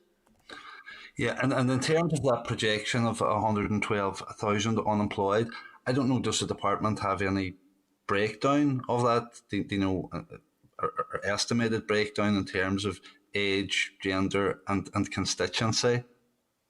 Yeah, the department continues to do very advanced analytics to try and understand and model what will happen in the future. But as you'll be aware, what the information that we collect, for example, is allowing us to pay benefits. So, for example, we don't collect information on skills. So, so sometimes the information that we have, which allows us to pay the benefits, isn't necessarily everything we would want to know in order to help us understand what interventions might be needed. Our analytical colleagues are brilliant at trying to draw insights out from us from all of the information sources that are available. But benefits information is collected with a specific purpose in mind. So it doesn't just quite cover everything that we might want to have. I can certainly ask that question for you around what might be made available to the committee to understand what that prediction of 112,000 is made up of. No, I'd appreciate that, dearly, even if you could come back to us in writing on that. Yeah. And well, the scheme has been amended or adjusted here to allow the participation of the community and voluntary sector. I'm going to ask, don't take this the wrong way, will MLAs be able to participate as employers? I know now previously, and it's a few years since I have, but I had people in through a variety of schemes, over a number of years, and have to say all of them have moved on to much bigger and better things. Just the nature of the work that our constituency offices would do, it's so varied and broad. And, it's been a great experience for the person themselves, but also gives them a flavour of so many different things and areas that it helps them decide where they might want to focus in the future. I mean, we considered should we narrow the scope to particular sectors where we imagined the most opportunities would be, but actually there has to be choice for young people in the opportunities offered. It has to match what they're interested in and what they want to do, which is why in a small business-led economy, we also wanted to make sure that small businesses in Northern Ireland, which make up a very big proportion of our economy, have the opportunity to take on, say, a single young person and give that experience and that opportunity. So I don't see a reason why any employer couldn't avail of an opportunity subject to them registering and going through the registration process with us. Yeah, and maybe, I don't know if there was a way of us refusing the employer support aspect of it or the incentive. There are some of the bigger employers who are doing that. So, for example, one of the big supermarket chains in the UK has said that while they will offer kickstart opportunities, they do not intend to take the subsidy.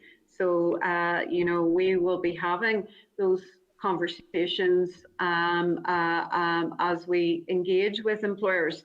and as we move forward. So we will have that. We will have those discussions with employers. The subsidy is there. We've modelled the work. But if an employer can take young people on and give them an opportunity and doesn't necessarily require the subsidy as part of their corporate and social responsibility or social clauses, then yeah, we'll consider that on a case-by-case basis, yeah.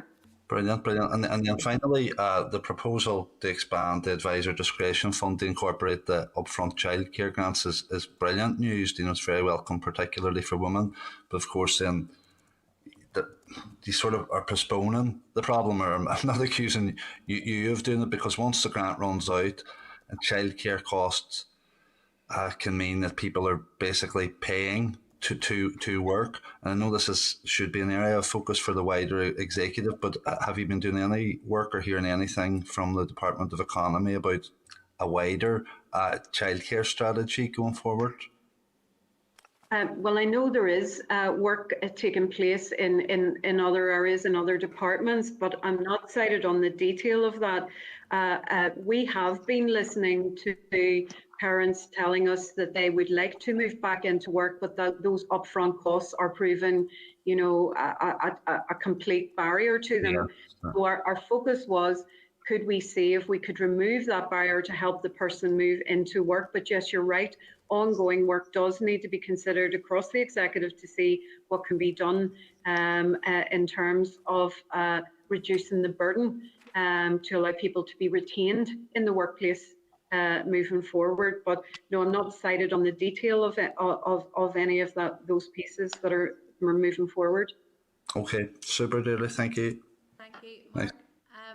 No one else has indicated that they want to come in and ask anything further, so I'll just say then thank you, Denise and Chris, for your briefing today, and no doubt as this progresses we'll have you back in again to let us know how it's going. Okay, so thank you. Thank you. Thank you. Bye. Okay, members, can we then move along then to agenda item number 7, which is a briefing by the National Museums Northern Ireland. You'll find a copy of their briefing paper at page 81 of your meeting packs. And can I offer a welcome to the meeting to Catherine Thompson, who is the Chief Executive, and William Blair, the Director of Collections. So I think, Catherine, if I can ask you to begin with your brief. No problem at all. Thank you very much. Can you hear me okay? Can indeed, Catherine, yes. Okay, I'm just going to maybe use just a few slides to go through. So I'm just going to share my screen. Hopefully this will work all right. Okay.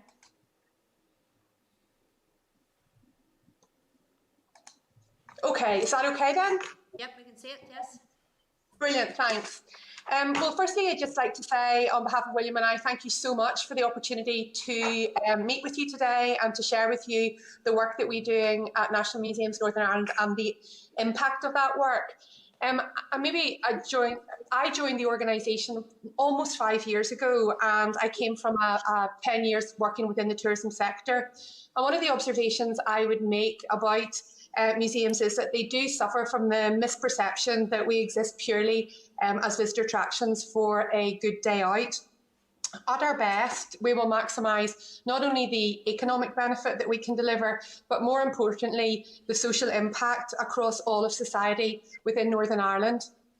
So 4 years ago, we really challenged ourselves as an organisation to be clearer on the role and purpose that we play in society, and to ensure that as an organisation, we are fit for purpose to deliver on it, and that we focus our resources and we prioritise our resources in that way. Our passion is very much to build a relevant and sustainable National Museum service for the people of this place. And I shared with you a very short briefing in advance which you should have got in your packs, which maybe talks to what that transformation has looked like for us as an organisation over the last number of years. But probably the most significant part of that journey for us has been about being absolutely clear on our core purpose as an organisation. And we define that as here for good. Here for us is about being present, it's about being visible, and it's about being in and of this place. And for good reflects the fact that the nature of our work is long term, but also that we deliver positive outcomes. And we've done a lot of work to try and be clear on what those outcomes are, which we have captured in the wheel that you'll see there on the right-hand side. For us, good looks like economic outcomes that include both boosting the local economy where our museums are located, supporting skills and innovation. From a social outcome perspective, it's about improving health and well-being. It's about learning and lifelong learning opportunities and participation in museum activities. And from an environmental outcomes perspective, it's about being able to promote sustainable lifestyles and contributing to climate change mitigation and biodiversity. And particularly within a Northern Ireland context and reflecting the New Decade, New Approach deal at the beginning of this year, we do have a critical role around promoting good relations and ensuring that people understand the multiple perspectives of history, identity and culture here in Northern Ireland. In 2018-19, we commissioned an independent research study to measure the economic and social impact of our museum service, and it demonstrated that for every £1 invested in National Museums NI, we generate £6 in economic and social wellbeing. From an economic perspective, that's measured in terms of us being part of the visitor economy, employer, and part of the supply chain. And from a social perspective, that's measured in a whole range of different ways, including wellbeing, skills development, and good relations. Central to our corporate strategy as an organisation, we have 4 overarching commitments. The first of those is to champion inclusion, diversity and accessibility. And for that for us is about our audience being more representative of the population of Northern Ireland. We want to make sure that museums truly are for everyone. Our second commitment is about creating more ways for people to get involved. Museums are so much more than a good day out, and we want to extend the range of experiences and learning opportunities for people with museums, and that could be through our membership programmes or through volunteering. The third commitment for us is about extending the reach and impact of our collections, particularly to deepen understanding of key issues in today's society, issues such as environmental change, legacy of conflict and decolonisation. And our final commitment around building the museum infrastructure of the future, it recognises the fact that there's been no significant investment for over 20 years in major infrastructure improvements within the museums. And we want to build, particularly to improve the functionality of our infrastructure that will better support our other 3 commitments. So within that context, we have a new master plan for the Ulster Museum, and we have a really exciting project plan for the Ulster Folk Museum. Earlier this year, following a competitive process, we were successful in being invited by the National Lottery Heritage Fund to submit an application to secure £12.5 million worth of funding towards that project. Only 12 projects have been invited out of an initial expression of interest by 150 projects, and we're the only project from Northern Ireland left, and we're working to submit that application early next year. Last year's been really challenging for everybody, and particularly within the context of museums, we've had to adapt and flex to make sure that we continue to deliver on these 4 commitments. And I just want to give you a flavour of some of the work that we've been doing this year and what 2020 has looked like for us at the museums through a few examples. The first project I'm going to talk to you about, I would like to share with you, is our Reimagine, Remake, Replay. This is a 4-year programme that we've been delivering in partnership with the Nerve Centre, with Northern Ireland Screen and with the Northern Ireland Museums Council. This programme is designed to engage 16 to 24-year-olds, and it encourages them to explore museum collections and to change their attitude to heritage through using creative media and digital technologies. It had been running for a couple of years before 2020, and pre-lockdown, the highlight, I think, for this programme was the museum late that they delivered at the Ulster Museum. We handed the museum over to them, and the participants in the programme led the design and programmed the event, and I think we're delighted that we attracted almost 1,000 visitors to the museum that evening from all different ages. During lockdown, this programme has really taken on a life of its own, and they've had a whole range of different virtual events, from a 3-day mental health festival to a digital illustration programme, a 6-week creative writing course and a design and embroidery course. The participants in the programme have spoken a lot about how engaging with this programme during 2020 has given them a sense of purpose and a community to be part of. And I think that's particularly relevant given the spotlight there's been on loneliness again this week. And along with our partners, we're extremely proud that this programme won the Best Museum Change Lives Project Award at the Museums Association Conference last month. The second project I wanted to share with you is one that we launched when we reopened our museums in August this year, and we launched our Access for All initiative. This reflects the fact that we want the everyday experience of visiting any one of our museums to be accessible for everyone, and particularly for people with a disability or learning difficulty. For us, we need to understand their challenges, make the necessary adjustments, and be prepared to welcome everybody every day. We're working with 6 partners in this pilot, and we're working with them and their clients to design those accessible experiences. One of our partners is the Now Group, and they also run the catering franchise for us in our museums. And we're thrilled that with support from the Fermanagh and Omagh District Council, they actually run their training academy for the West out of the Ulster American Folk Park. The next 2 projects are projects that we have been supported by our allocation from the COVID-19 Culture, Language, Arts and Heritage programme. The first of those is Museums on the Move. In a normal year, we would support around 50,000 schools visits, but very sadly, we haven't been able to welcome any schools in this year. So we've adapted and we've taken our primary schools programme online. Our team have delivered lessons live into the classroom, and that's supported by loan boxes that we send out in advance. We're currently in the pilot phase. We're working with 8 different primary schools in Northern Ireland. We have 8 different lessons, ranging from art, history, folklife, nature and emigration. So far, we've delivered 52 sessions and we've had 1,500 engagement with kids. And we are rolling this programme out more widely from the beginning of January. And we're hugely excited because this has the potential to reach every classroom in every primary school in Northern Ireland. And particularly for us, it helps overcome some of the barriers to schools visiting our museums. Because of the support through this programme, we're going to deliver this free of charge to all schools this year, because we usually have to charge for our education programme.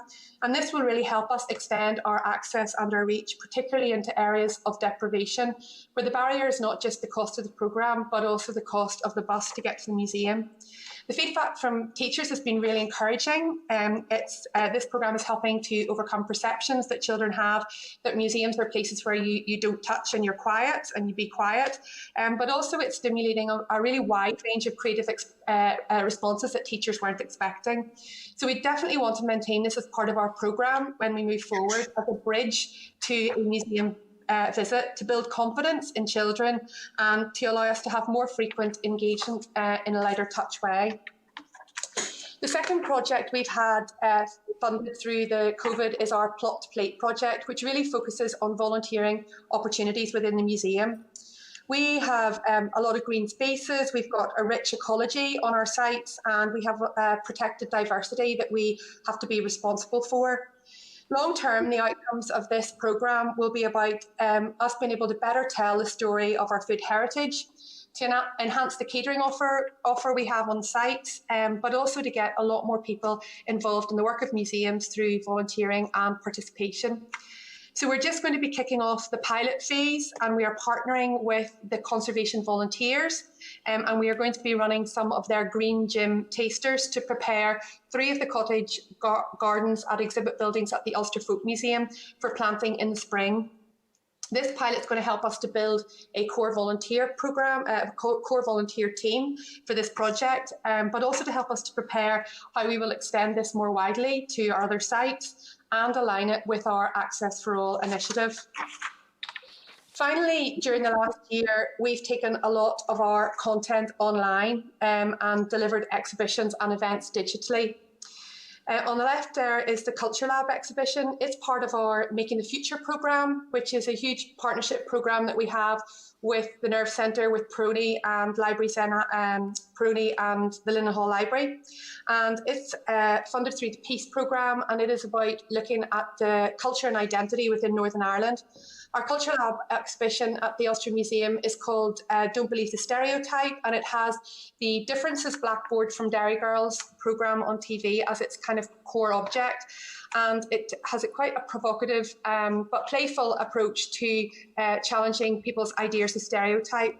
Since we've taken that online, we've been able to, it's had over 40,000 engagements, and we've been able to track it to different addresses around the world, actually. I think the expat community in particular has been hugely interested in that exhibition. Another exhibition which has been very important for us this year is the Florence Nightingale exhibition that we did in partnership with the Florence Nightingale Foundation, the Department for Health and the Royal College of Nursing. And it was to celebrate 200 years since her birth, and particularly poignant given the year that we are in. Unfortunately, that was planned to open the day that the Ulster Museum closed in March, but we have been able to take the entire contents of it online, and that exhibition can be enjoyed virtually by audiences. A couple of weeks ago, we launched our second podcast, which is Fine Print. And then on the right-hand side there is a new collaboration that actually launches today called Under a Christmas Sky, which we've developed in partnership with Snowwater and the Arts Council. It supports local artists and allows them to interpret heritage in new ways. It's all been filmed at the Ulster Folk Museum, and every day now until Christmas, a different performance will be released. That's just a very few examples of some of the work we have done. We did share with you in advance our annual review from 2019-20, which speaks, I suppose, more widely to the breadth and depth of what we do. We very much like to extend an invitation to the committee to experience one of our digital programmes this year. If you'd be more than welcome either to observe Museum on the Move or speak to our Reimagine, Remake, Replay participants. We do evaluate and measure the impact of all of our programmes, but for me, I think what is always most significant is the testimonials that we get from participants and how they talk about the way that engaging with museums surprised them, but also completely transformed their lives. And we have a very short video from our Reimagine, Remake, Replay participants, which hopefully you'll be able to hear, where they talk about what participating in this programme has meant to them.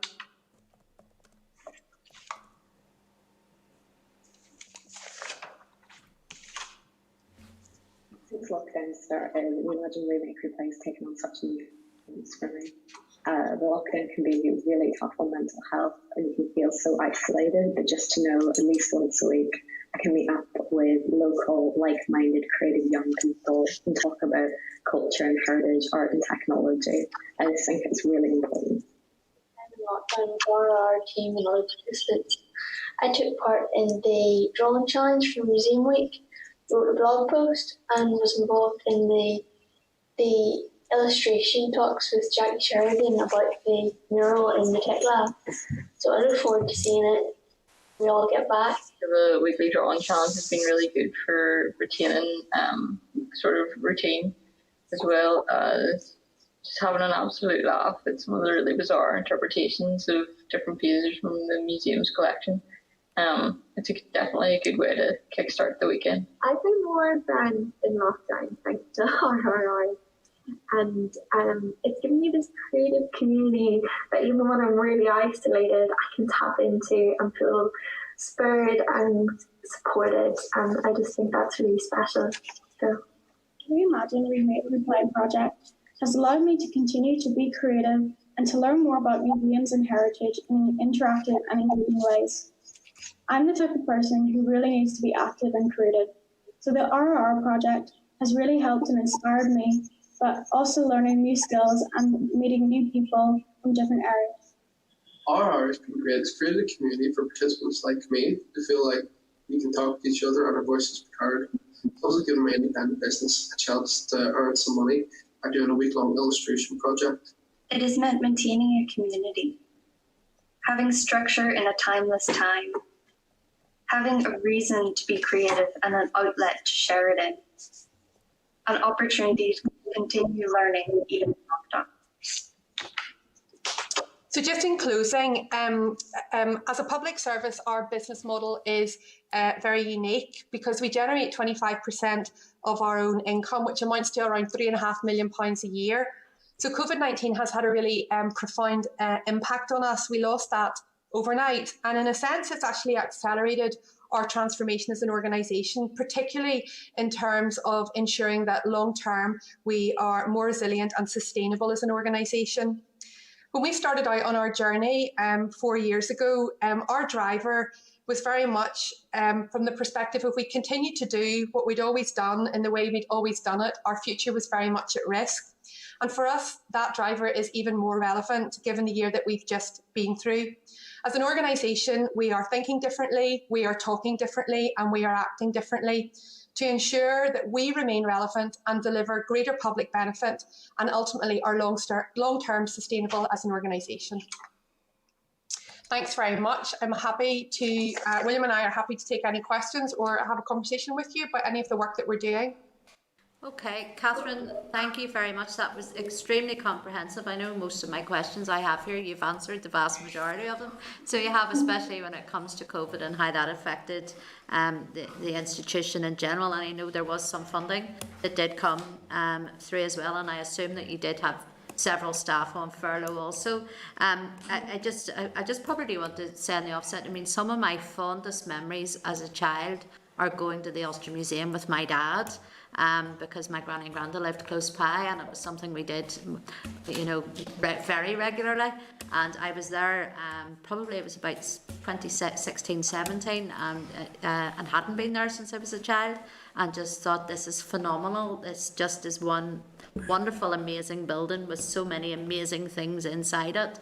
So yeah, and for me, when I think of our museums, I think of memories and the wonderful memories I have. It's great to see all of the online work that you've been doing as well. I mean, we've had so many briefing sessions in here where we've had organisations or you know, telling us they had to change the way they've done things during COVID. Well, you had already changed the way that you were doing things prior to COVID, so I imagine that a lot of the projects that were in place you were able to continue during that COVID period and add on to that as well. It's also really good to know hear about the Now Group that are doing all of your catering. I was unaware of that as well. That is just a fabulous organisation, and it's good to see that they're involved in all of your museums. I suppose then just to ask about the co-production side of it, of all of the changes that you have brought about and the consultation then with the general public and with communities. How far and wide did that consultation go? And maybe then just if you want to just highlight a wee bit more about the COVID situation and what you did well, what worked, and other stuff that maybe you find more difficult. Thank you very much, Chair. Maybe to start with, I'll just start with COVID and COVID-19 in terms of what we did. Obviously, from a audience engagement perspective, I touched on a lot of what we've been doing. We took everything online from March right through to when we reopened the museums from the end of August and from the end of July into August. I think that what did we do well?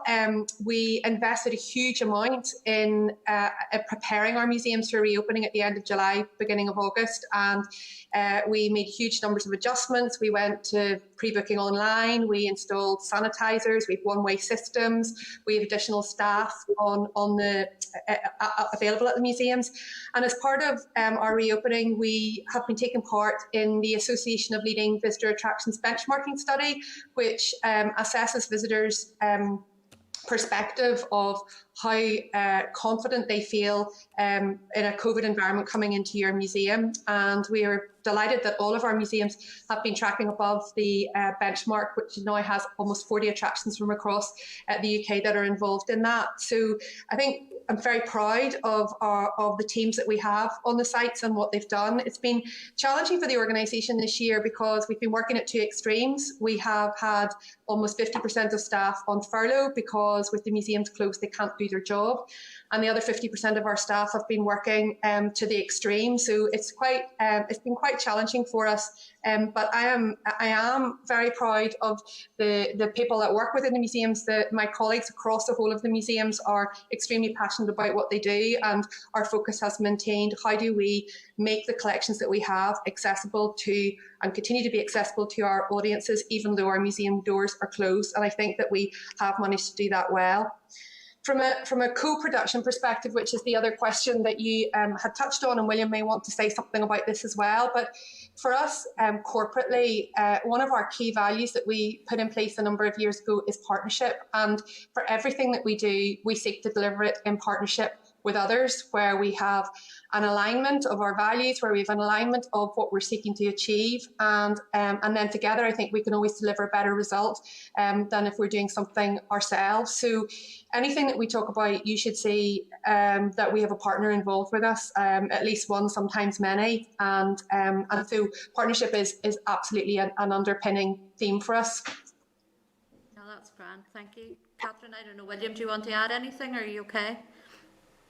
Well, good morning. Just to say, it's very much, partnership's so embedded now, it's almost hard to imagine us doing anything without a partner.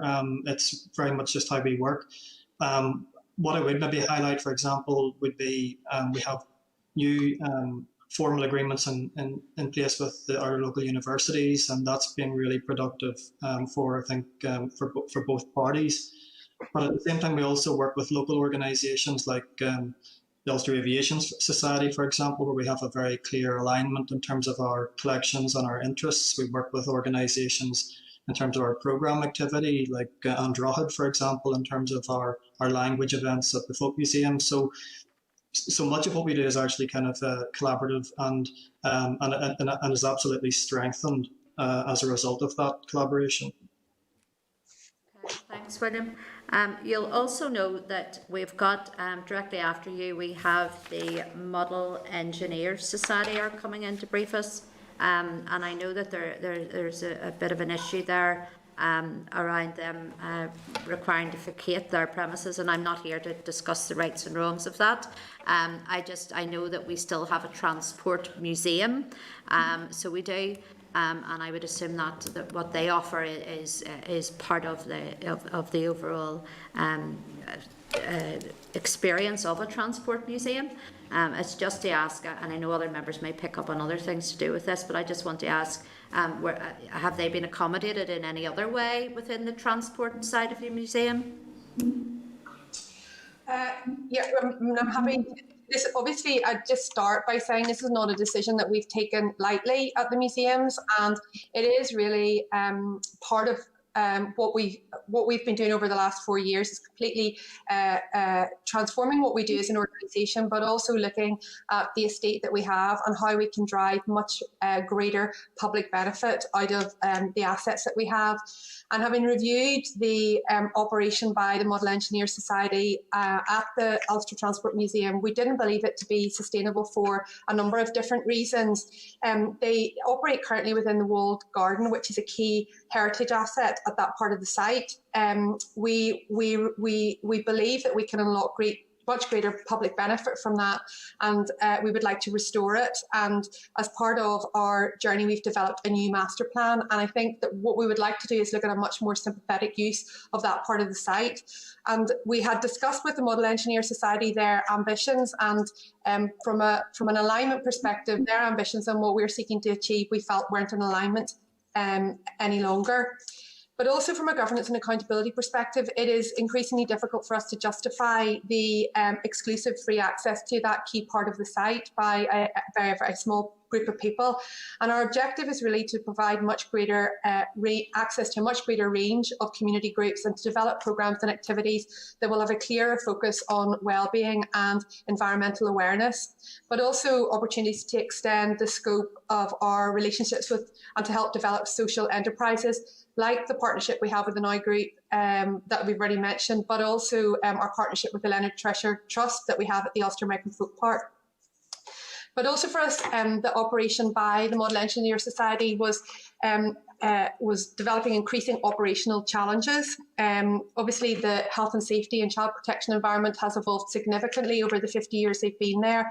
And we've had a range of different incidents over recent years that have been challenging for us. The public don't make a distinction between them and us, and so we are exposed as an organisation in that respect. So taking all of that into consideration, we indicated our intention over a year ago now to the Model Engineer Society that we didn't believe that their continued use of the site was going to be feasible in the long term, and we've met with them on several occasions, and we didn't extend the notice as we had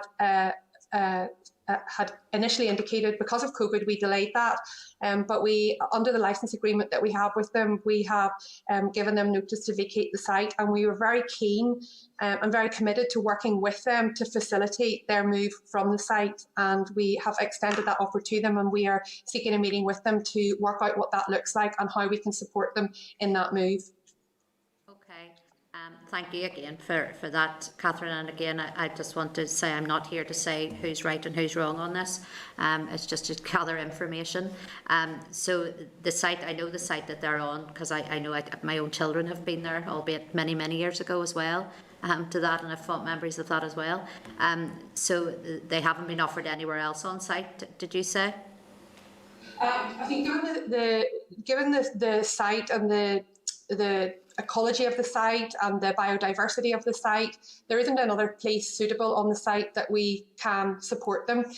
Just maybe to put it in context, we get around 160 to 170,000 visitors a year to the Ulster Folk Museum and the Ulster Transport Museum, and the figures we have provided by the Model Engineer Society show that they get about 2,000 visitors a year. And we have to take into consideration the fact that that's not just members of the public who are using the Model Engineer train, but actually it's all of their members that are accessing the site, which are probably around 40 to 50% of that number. So they currently aren't supporting a huge number of visitors onto the site, and I just think it's important that we put that in context. And thank you. And just a final thing on that subject before I open up the floor.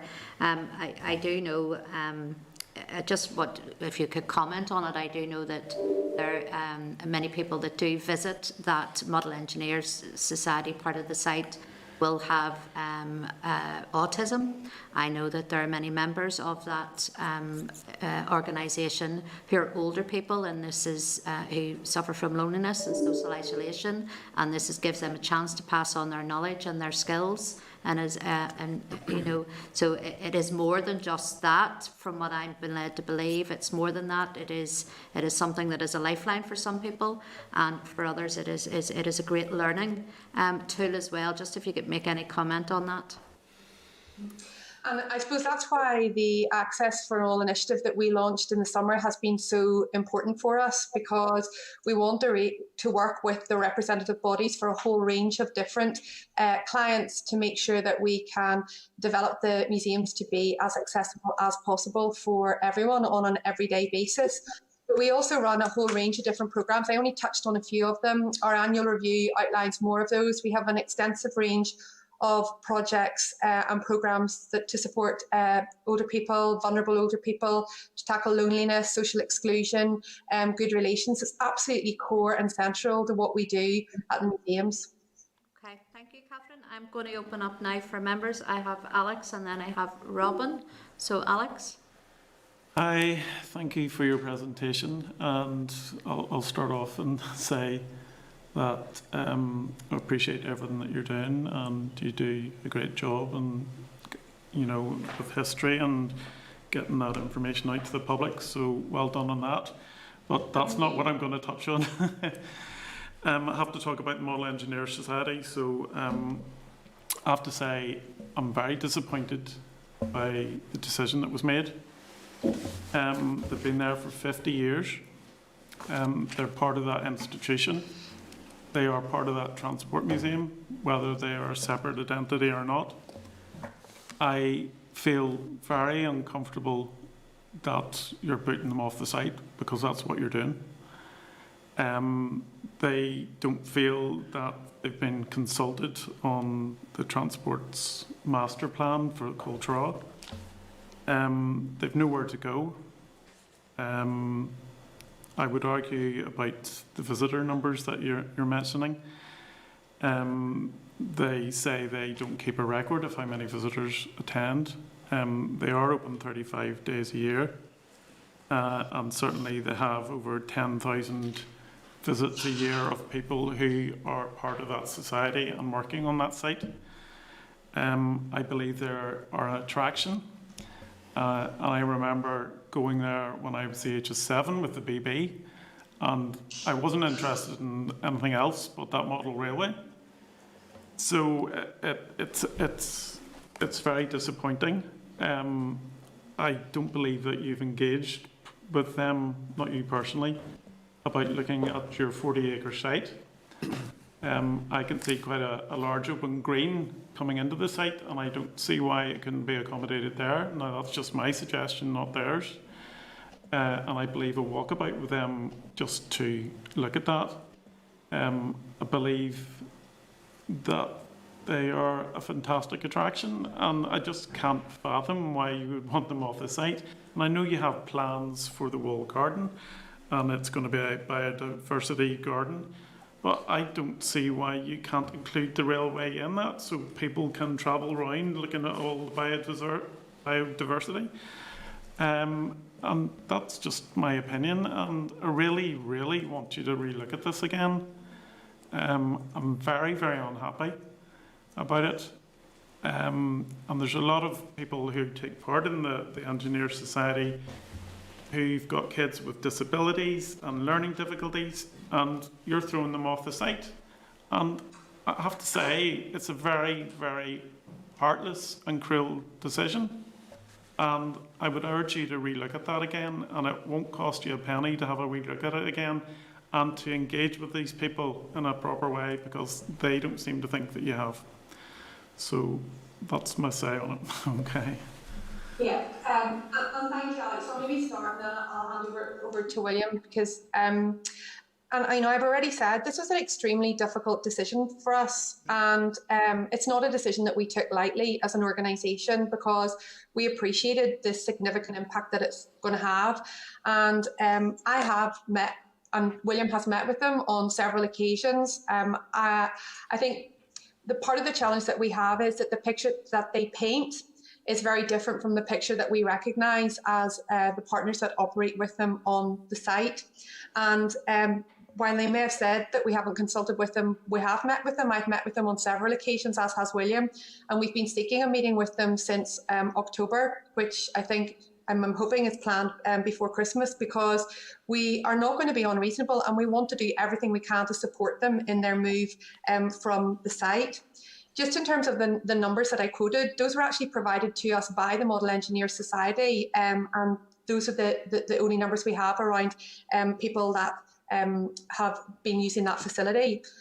I think there are greater opportunities, and one of the ones I didn't refer to is the Greenway project that the Ards and North Down Borough Council are promoting to connect the coast. And I think we would like to look at how we can open up the bottom end of the site and connect into the Greenway, which will provide much greater access for people coming up onto the site. And so we have to look much more widely around how we develop the whole of the bottom of the site. And we haven't scoped those plans fully, and there's plenty of opportunity for us to talk to people in the process of doing that and to identify relevant partners. But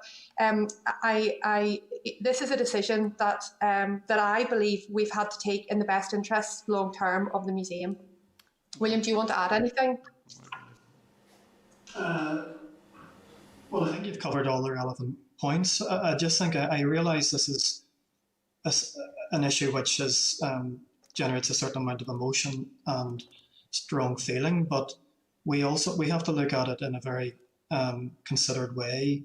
The fact is, the whole process of master planning at Coltraw has really emphasised and reminded us just how important and sensitive an environment it is in terms of all of the planning and environmental kind of legislation applies to the site, and we really cherish it in that regard. And we understand it as being a very remarkable survival, in the sense that the museum being there has actually protected it from development. So we have ultimately, we're not doing anything that is inconsistent with the license agreement that the Model Engineer Society signed with us as recently as 2013. And we have indicated that we will do everything we can to support them in finding a new home. Well, just to say, I think it's an awful decision, and I think you should be ashamed of yourself. I really do. This brings an enhancement to that site, and you're throwing them off, and you're upsetting an awful lot of people who take part in that, a lot of people who've used that site over the years, and people with disabilities who will not be able to use that site because you're throwing them off. And you really, really need to think hard about what you're doing and start thinking about the human feelings. It's not all about making money. It's about enhancing that site, and I believe they do that. So have a wee think again. Thank you. Okay, thank you, Alex. Robin, and then Kelly. Thank you, Chair. And can I start by saying I welcome the report. I'm going to confess it's a long time since I've been in the Ulster Museum. And the last time I did go in was only for a cup of coffee and a meeting, and out again. But I do thank Catherine and William for being here today. I have fairly short questions, and with the caveat of what the Chair and Alex have raised, I do think the report that you're producing is a very, very positive report, and it sounds like an exciting future for the museums under your control. Can I just ask some simple questions? Do you offer work experience for students? I'll give you these all, they are short questions. Would you intend to take part in the Department for Communities job creation schemes, job opportunity schemes? And then could you perhaps outline what your relationships are with the smaller, if I describe them as independent museums, I think you know the ones that are scattered across Northern Ireland. And then what relationships you have with the GB museums, and particularly those that are the sort of living museums, such as the Ulster Folk and the Ulster museums. Can I and maybe just very quickly what your ambitions for the future might be? Now, when you say those are short questions, I could be here a long time answering those questions for you. I thought they were nearly yes or no. First of all, I'd be absolutely delighted to welcome you into the Ulster Museum. We're actually reopening all of our museums tomorrow. We're thrilled. We've been closed since the 6th. I'll have a contract with you. I will go. And I'll provide you with coffee, and we'll take you around and show you around. But anyway, just to run through your questions, I'll start, and then I'll hand over to William, who's better qualified to answer some of these. Work experience for students, yes, absolutely. We support work experience for secondary school children, but also we have a range of different students that come in to do research placements with us, and particularly within our curatorial department, but there's opportunities everywhere. In terms of the DFC job creation scheme, more than happy to work with the department and support that. I don't know an awful lot about it at this stage, but really welcome to find out more about it, and we're happy to look at how we might support that.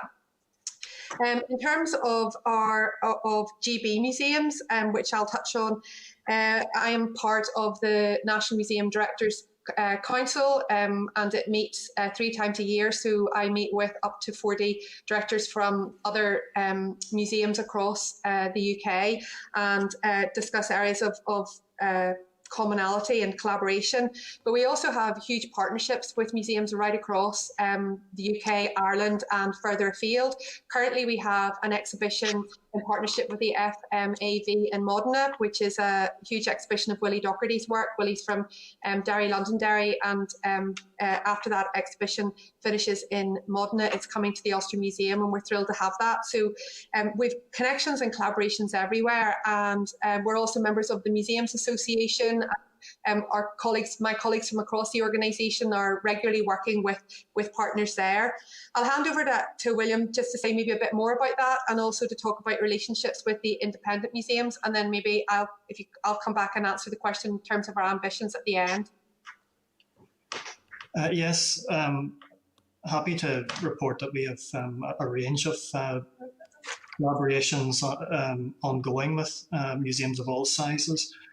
At one level, we loan extensively to local museums. I think we probably have material from our collection loaned out to nearly all of certainly the local authority museums and many others. We have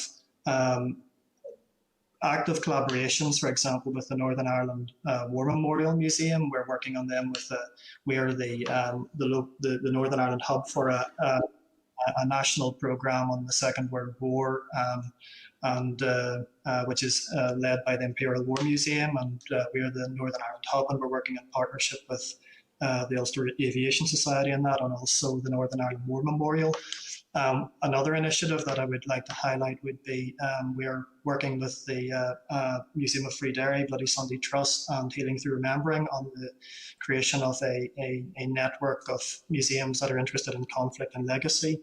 That's a new initiative, a very interesting one that brings together a very diverse range of organisations, ranging from the James Connolly Centre through to the Police Museum. There's about 10 or 12 that are actively involved in those early discussions, and I think it's a very interesting initiative.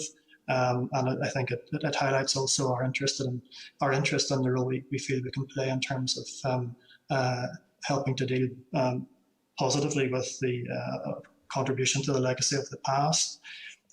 We have currently kind of a Renoir kind of and other paintings on loan from the Courtauld Institute in London, and again that's Courtauld, who, as you will all know, had a presence in Northern Ireland and Carrickfergus, and is very keen to work with us, as they are with other areas where they previously had factories, and the Renoir, which is we're very excited about. It's the first time people will be able to see it once we open on Friday. Is again coming out of that kind of national collaboration. So.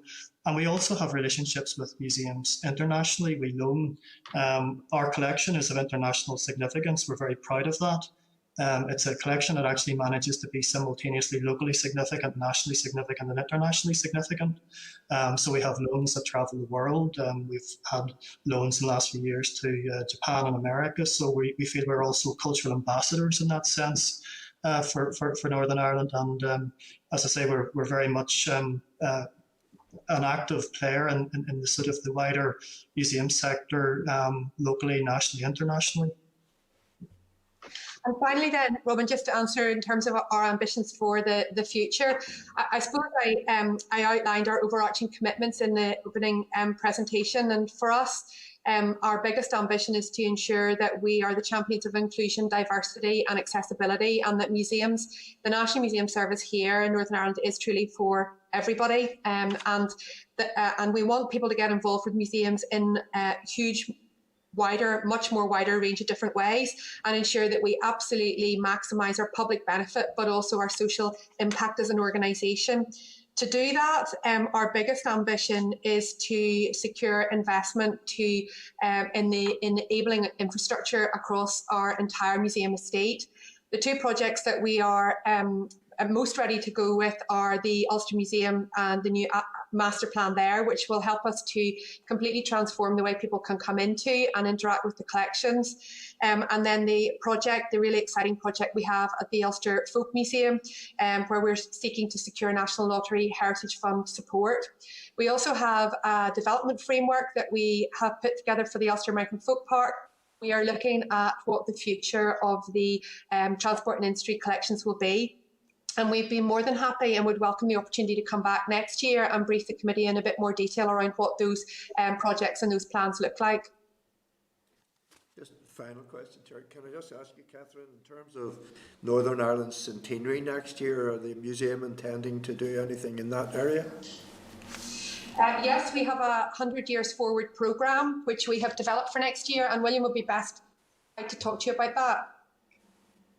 Yes, we do. Catherine talked about our role and purpose, and we see very much the contribution we can make to these kind of centenaries as being a very clear expression of that.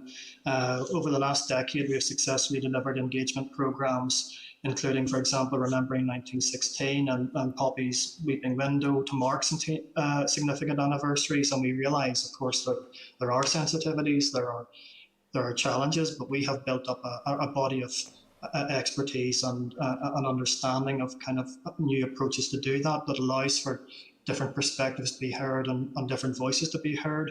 So our programme 100 Years Forward is across our sites. It's multi-site, it's multi-layered activities throughout 2021 to mark both partition and the creation of Northern Ireland.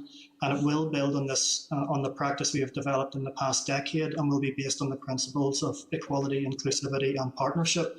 And if I was to just draw your attention maybe to some highlights in terms of a very brief summary of the programme as it currently stands, we have 4 major exhibitions planned for the Ulster Museum.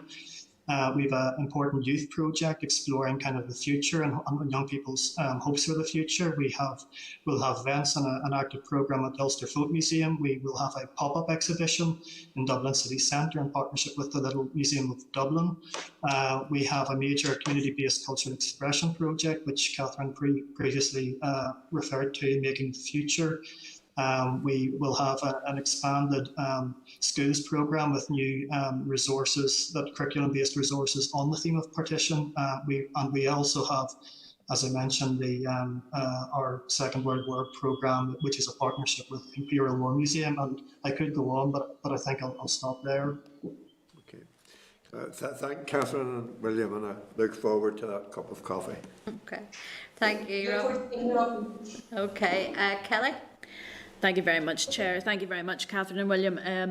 I'm going to take you back. You're talking about the 100 years. One of the things that I'm very interested in when we're looking forward to the next 100 years is the amount of collections that you currently have in storage.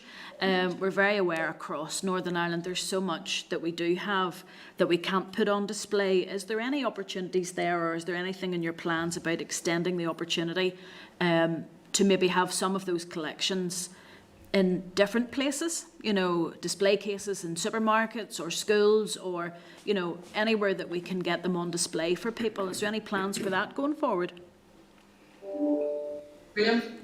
Yes, it's an absolutely fundamental core priority for us always, is to open up greater access and to unlock the potential of our collection.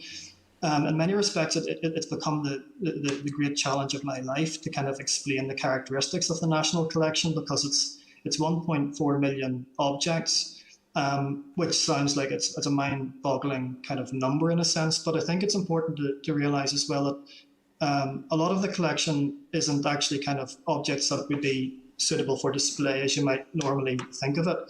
We hold major research collections, and that actually makes up a large amount of that 1.4 million. For example, we have 350,000 items in our natural sciences collections,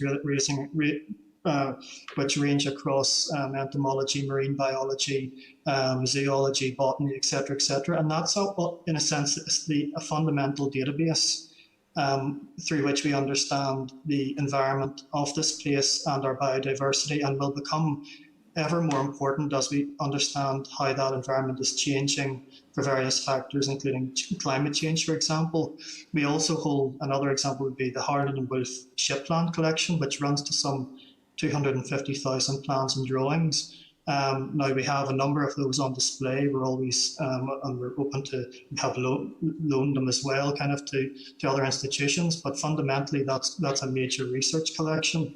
So to answer your question, it's where access to the collection, public access to the collection is a core priority for us. It's absolutely embedded in our corporate strategy. We're always looking at new ways of opening up greater access to it. I'm pleased to say that our new transport store, which we've been able to develop with the support of the department, for which I am eternally grateful, I can assure you, will be a publicly accessible store, and we're very excited about that. We'll be able to bring in special interest groups and community groups and others for tours of our new store. So it's really almost an extension as much of our display space nearly as a store in itself, and we see that as really the standard now that we would aspire to. That actually kind of all of our museum estate in terms of collection.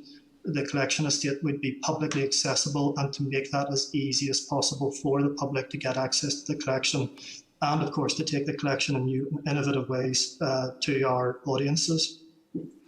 Thank you very much. I know that whenever the Ulster Museum was closed for that temporary period while the improvements were being made to the building, there was a huge opportunity there for the collections to be, the curators to do their work and have everything brought together. I'm just wondering, we have such an amount in storage, and as you say, a huge wealth of various different artefacts. I'm just worried a bit about where they're being stored and the conservation.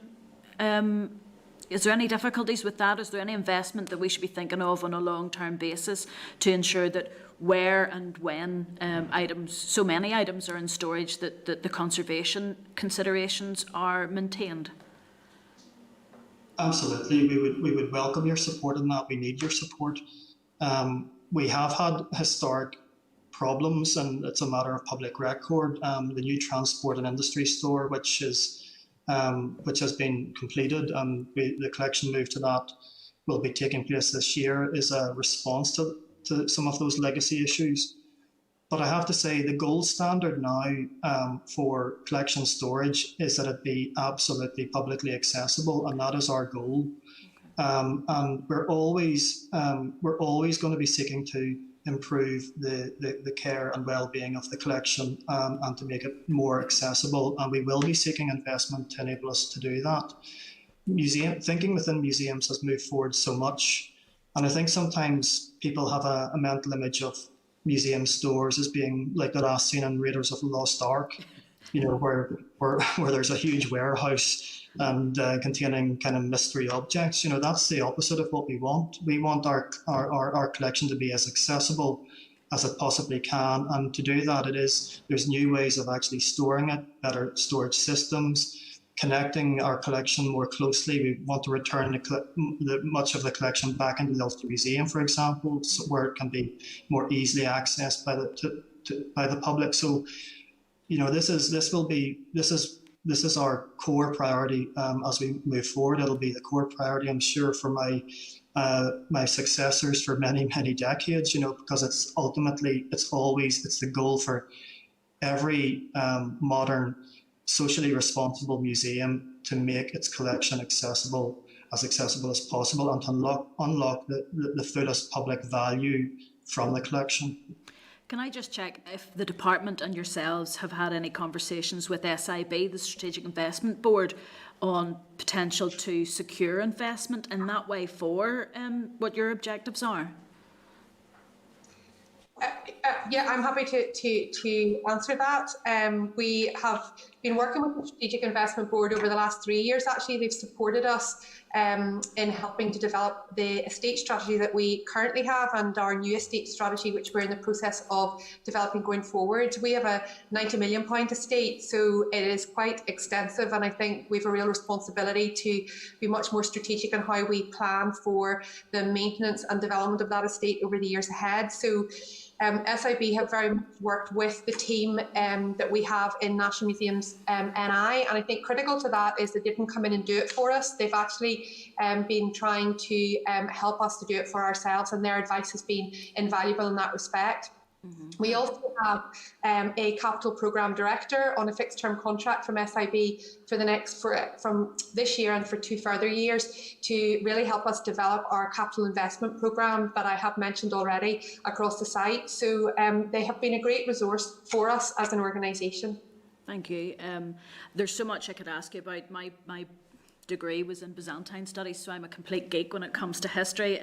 But at my final point, I would love to talk to you about stonemasons and farriers and that skill set, of older traditions that we could use through the apprenticeships. But I'll finally end on the model engineers. I know that I did have a meeting with yourself, Catherine and William, and thank you for that. And I know that there's a contractual arrangement that has been put in play, and there's legal things there. But you mentioned earlier that you will be having a meeting with the model engineers to discuss the support that they may need when they do leave the site. Is there any idea of what that support might involve? I know you need to talk to them, so I'm not going to hold you to it, but I'm just wondering, what does that mean? Is that helping them to physically move, or what does that mean? Everything is open for discussion, Kelly. So it could be anything from helping them to move to financial support. We're open to discuss all of that. As I've said, we know that this is a very difficult situation. We know we've had to make a very difficult decision, and we will do our very best to support and facilitate the move from the site. Yeah, I know I had asked you when we had met, and just so that it's on record, was there any consideration made to adopting their collection to bring it within the collection that would be owned by NMNI? Sorry, I'm terrible at saying that. And that hadn't been there. I'm just, because of my infrastructure background, Alex has mentioned the people that were involved with the Model Engineers Society. I'm a bit of a geek, and I'm worried about the tracks that they have, because historically, and the type of track that those trains run on, it's unique. So I'm disappointed it will be away from the site because of the value of that. I would just be interested to see if there's any potential for the Model Engineers collection at some point, as William has mentioned, if they have a transport collection, if you guys have a transport collection being developed, those tracks are very, very key to understanding, how trains and things work. I'd love to see more trains across Northern Ireland, but all I would ask is that when that transport collection is being considered, that consideration with the discussions with the model engineers of those tracks and where they go would be considered. Yeah, thank you. Thank you, Kelly. Okay, thank you. I've no other member has indicated to ask anything at this stage, so can I say thank you? One of the beauties about sitting on this committee is that you get reminded regularly of the wonderful things that we do have here in Northern Ireland on our doorstep. So I think I'll also be doing something similar over the Christmas break. I will be paying a visit. Certainly, I'll be jumping on the train, the Botanic. So well, join me for a coffee. Yeah, we could join you for a coffee, Robin. Yeah, and I think had we been in normal times and not COVID times, we certainly would have been planning a committee visit. I have no doubt about that. That would have been part of our plan. Would have been for a committee visit. Yeah, so thank you. Thank you for highlighting some of those wonderful things that I already knew about and had forgotten about, and many other things that I didn't know about and will certainly do a bit more investigating into. Thank you. And thank you very much for your time today, and we would welcome the opportunity to visit you in future. Yeah, that's super. Okay, thank you, Catherine. Thank you, William.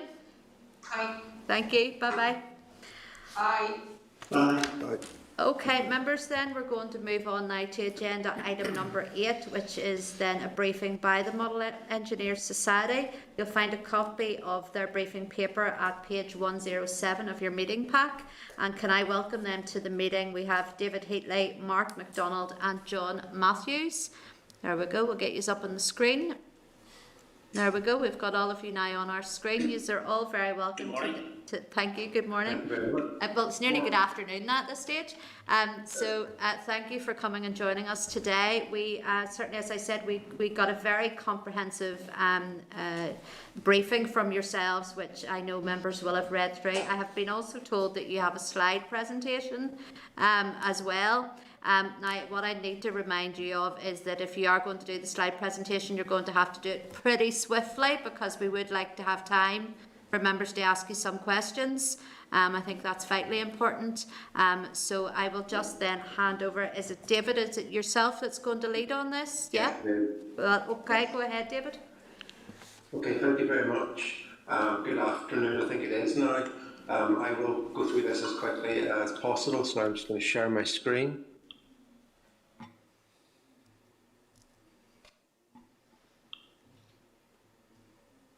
There we go. Okay, is that working? Yep, it is, David. Great. So I have a good number of slides, but there's not that much detail on each one, so I'll go through it quickly. Okay. As you're aware, the members of the Model Engineers Society Northern Ireland continue to be shocked and saddened by the situation we currently find ourselves in regarding our home of 50 years. I want to talk first of all about the NMNI Cultural Master Plan. We would appeal to the committee to request that the senior management team of NMNI look at their plan with fresh eyes in the light of a number of failings and inaccuracies in the consultation procedures that were taken to develop the Cultural Master Plan. Having studied the Cultural Master Plan, we would like to address the following points. We were not consulted at any point in relation to this. Catherine talks about meetings, but those were not consultations. They had their minds made up. They came and they told us. They didn't ask us for opinions or suggestions. They didn't want our suggestions. We did make them. On what basis do NMNI identify the walled garden as an important habitat rich in biodiversity? In a BMAP detailed survey, it describes the museum as woodland and scrub. The walled garden is not singled out as a more important. It's 1.93 acres of a 40-acre site. The Department of Agriculture and Rural Affairs has identified 88 protected areas of interest in County Down, none of which are anywhere near the museum site.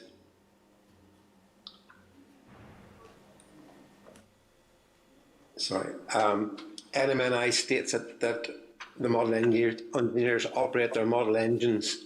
It's much more than that. It's a hub for engineering heritage, once common across Northern Ireland.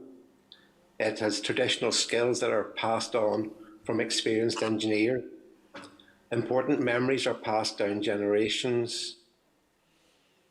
Sorry, this is just jumping on me. I beg your pardon. Support provided as they learn old skills. Members of the public are enthralled with the evocative sounds and smells. Families enjoy the railway, which is a live part of a static museum.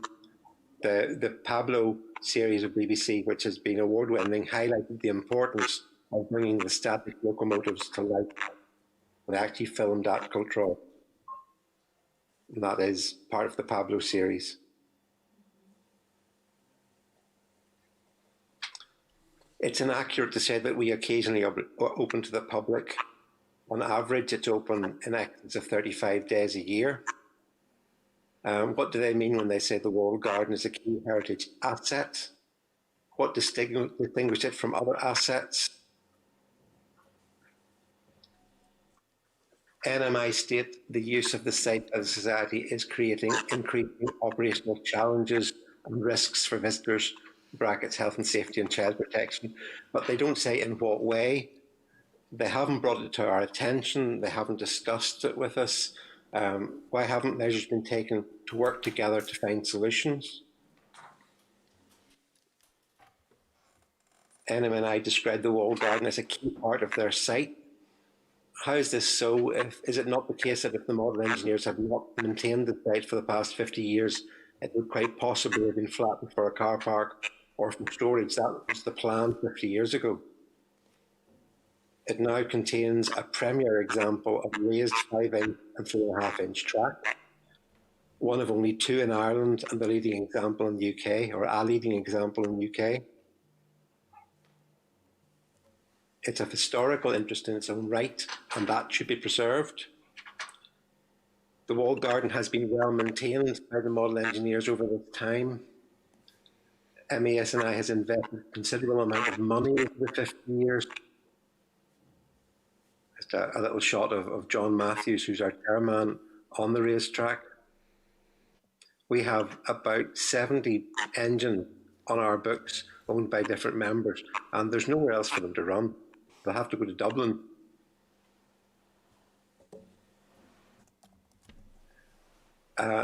They say that due consideration was given to the resettlement of the society elsewhere in the estate, and it was concluded that this could not be achieved. At no time did they engage with us to discuss that or to look at what was possible. It's very difficult to believe within 40 acres of the Transport Museum that 1.9 metres couldn't be found for the miniature railway attraction.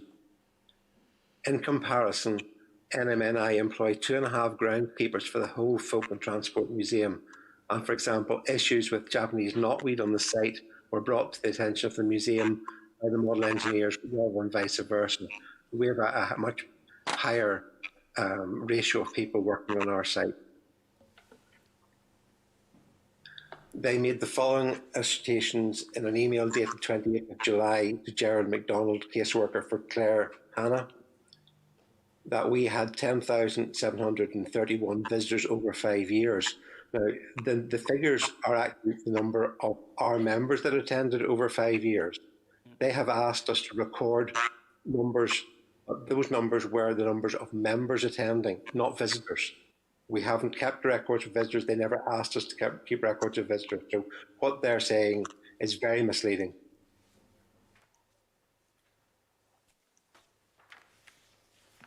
They say there's no significant spikes in the visitors Easter to September when compared to the rest of the NNI sites. I just think that's meaningless. I can't see what that actually means.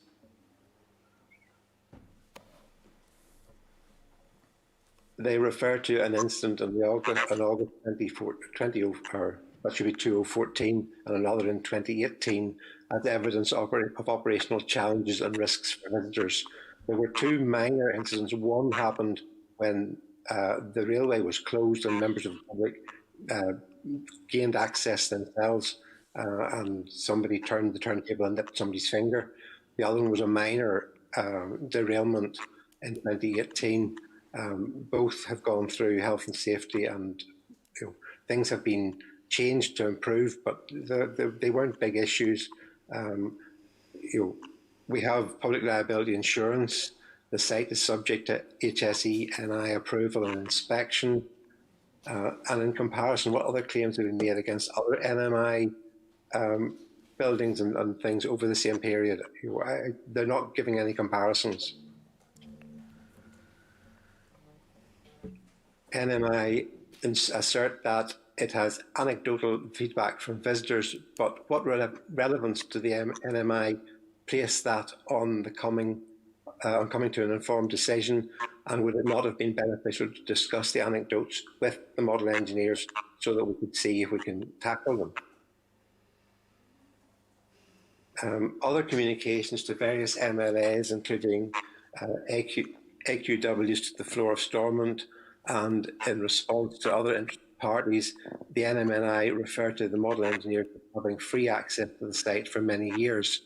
They suggest they wish to unlock greater public value of the walled garden and to restore it to its historical use.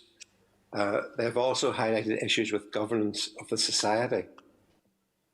There has been an unwritten agreement for 5 decades that the MASNI pay rent on the use of the site by providing a miniature railway attraction in the Transport Museum for visitors to the museum to watch or ride on. Okay. Additionally, members of the society talk to the visitors about the railway, about how many of the locomotives in rolling stock were built by members, and demonstrate how they work. Many are close replicas of locomotives from a bygone era. NMNI have not stated how they intend to unlock greater public value of the walled garden, or even what that means. The history of the walled garden at Balquhidden House is somewhat different from the traditional walled gardens found across Northern Ireland. This one was specifically built with recreation in mind. It had a small kitchen garden, but mostly it was intended for tennis and croquet. So, if they're going to restore it to what it was historically before, they're going to have to build tennis courts and croquet lawns. As a limited company, MESNI has, of course, governance in place with health and safety and child protection, as well as public liability insurance, and many procedures and protocols in place. ESNI makes an annual statement to the Companies House, The museum has not asked for collaboration on this matter. However, should they wish, MES and I would be prepared to work with them to come to an agreed procedure to include them in the governance procedure. MESNI's legal consultant argues that the licence agreement held with the museum, although called a licence, is in reality a lease, which offers the model engineers higher protection against an unfair eviction. And that's just a list of some of the organisations that supported the building of the ground level track back in the 80s. So we are convinced that the decision taken by this management team is not in the best interest of the museum, now or in the future, for the following reasons. It removes a dynamic and very relevant historic transport exhibit. It reduces significantly the public visitor experience to the Transport Museum. It ignores the input from historic industrial bodies responsible for its construction, and it fails to appreciate the significance of diminishing skills and knowledge used to build and maintain it. The Chairman's conclusion: one must always query why so many other organisations and events have been banished from Portraw. The hill climb, the carriage driving, the vintage bus rally, the model railway exhibition, and many other volunteer events which have been eased out. The motorcycle fraternity would dearly love to become more involved in helping to display the incredible collection of bikes that are owned by the museum, and very many bikes in private ownership that could be such a huge attraction to the people of this part of the world, and where motorbikes are such a significant part of our culture and a world where we have had such an enormous influence. The model engineers would like to develop relationships with other groups who have an interest in objects owned by the museums but not available for public enjoyment. An example could be the Mickey Marley's roundabout, which is locked in storage about 20 metres from our own miniature railway station.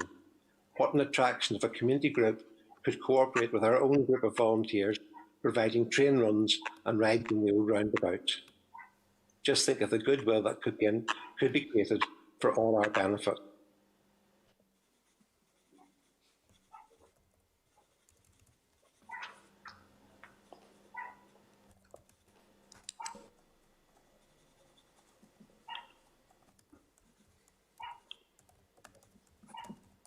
I'm now trying to get back to...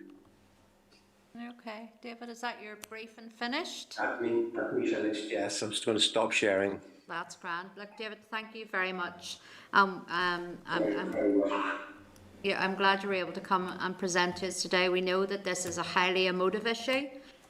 We know that there's been blood, sweat and tears by many of your members has been put in to this model railway over the years. We know the benefits of this and the good work that you do.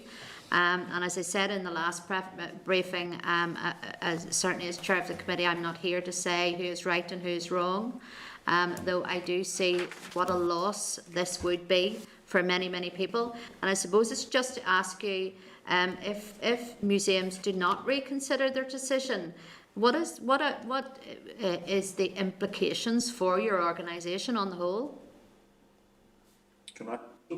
We are looking for somewhere else at the moment, but it is extremely difficult to find somewhere that is suitable, and the amount of work involved in lifting the track and moving it and setting it up again, it's years of work. And I suppose then, just from your members' perspective, I know we have other members there as well, and just about the amount of work that they've put in over the years. I mean, I assume this has been a great disappointment for many. A huge disappointment for many, and many are now at an age where they can't visualise that they could be involved in moving. Many of them are in their 70s and 80s, and they go down to potter about and help run the trains, help do things, but they're not physically fit enough to do major uplift of a railway and move it to a new site. Okay, and you were able to listen in because you were on our call from earlier on, because we are running so late today, so we are.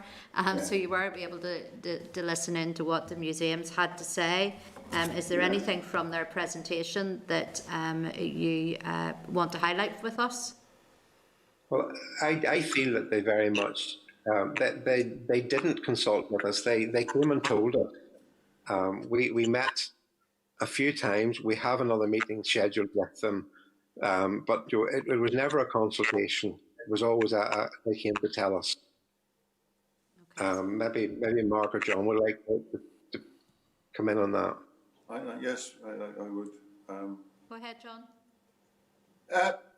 I was very interested in the museum's presentation and their aspirations, and their aspirations dovetail very much with our own. We want to show something that is inspiring to young people. We are an introduction to precision engineering that is not available in the technical colleges anymore in Northern Ireland.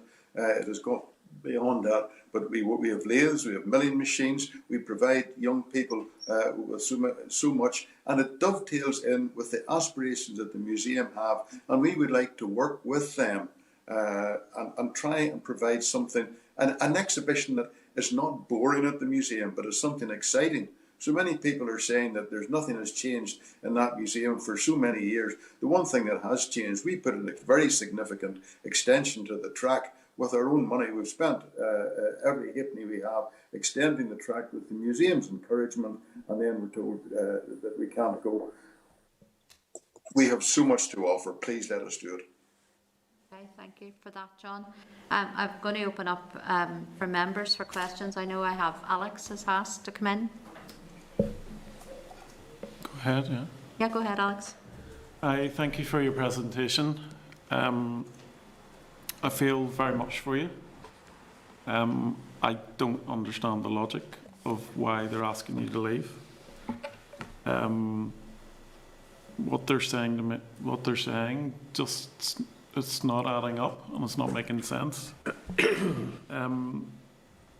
terms of you moving, and in terms of the current site, do you believe there is room at Cultra, somewhere within the 40 acres of that site, to move you if you had to move?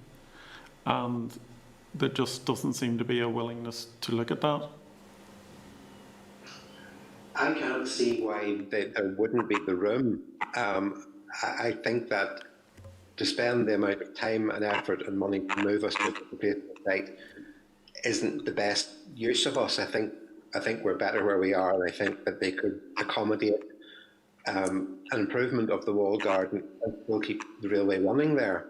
I don't think that they want us to be there, and that's why they don't find a space. They seem to be using the wall garden, the biodiversity of it. Now, looking at the pictures and having been on the site, a lot of it seems to be just grass. And the history of it dictates that it was, what was it, a croquet and tennis. So there doesn't seem to be a history of biodiversity on the site or currently on the site. Would that be a fair assessment? Yes, I would say so. There's a few nice trees, but there's a lovely oak tree that we planted. There's ivy growing everywhere where we have to keep pulling it up to try and keep the place under control. We have a couple of nice wildflowers growing along the side of the track, which we try to protect. But other than that, they go out with ordinary weed killer. They haven't told us not to go out with it. At no point have they told us to take care of this or that within the walled garden. The only thing that has come up has been the Japanese knotweed, which we brought to their attention. And I had to bring it to their attention again this summer when it started to regrow. Yeah, it just seems a nonsense that they're making it out that it's something special when it's quite clearly not.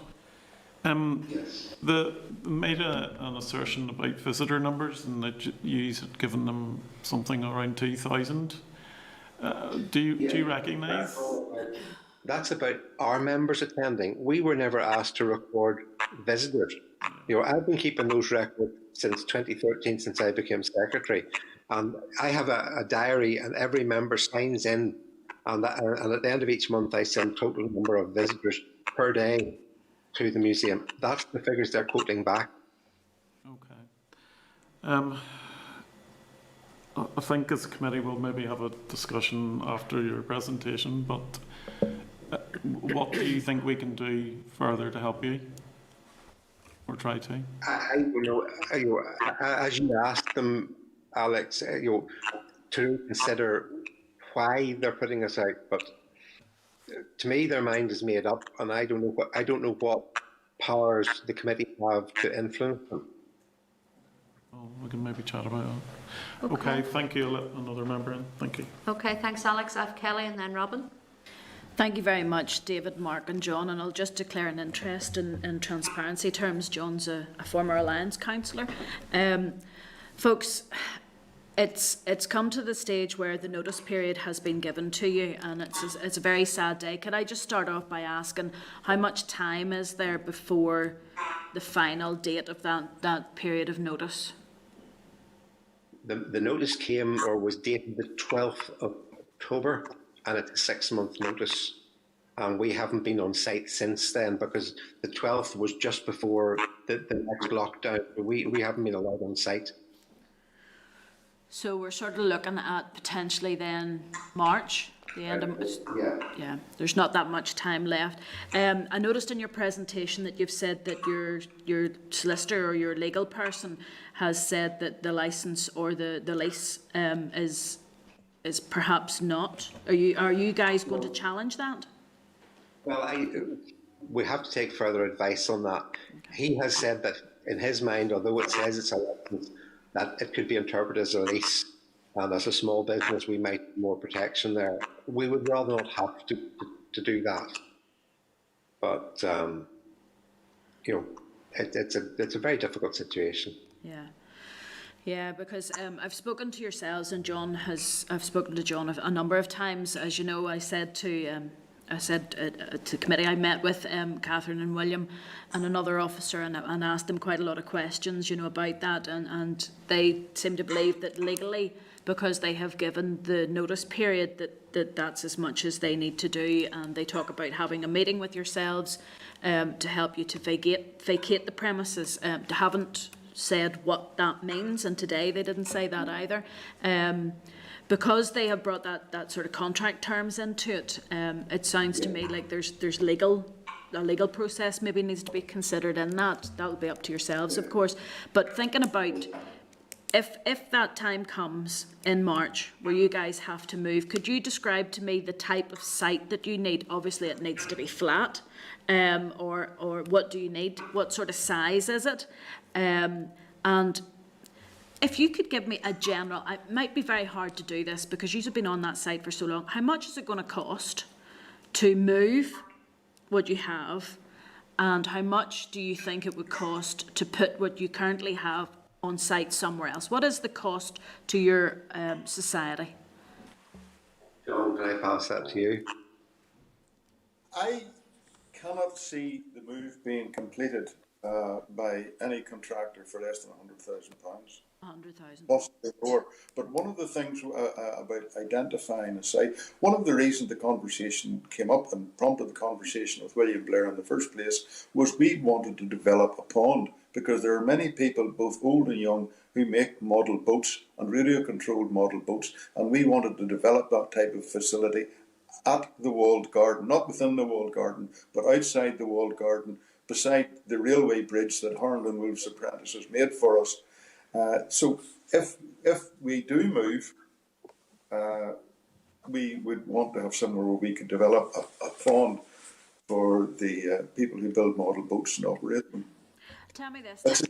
It's a shame that they want to throw out an artefact that was made by the apprentices of Harland and Wolff, and as far as the footbridge is concerned, and yet in their own presentation they say that they've got they want to preserve the Harland and Wolff collection.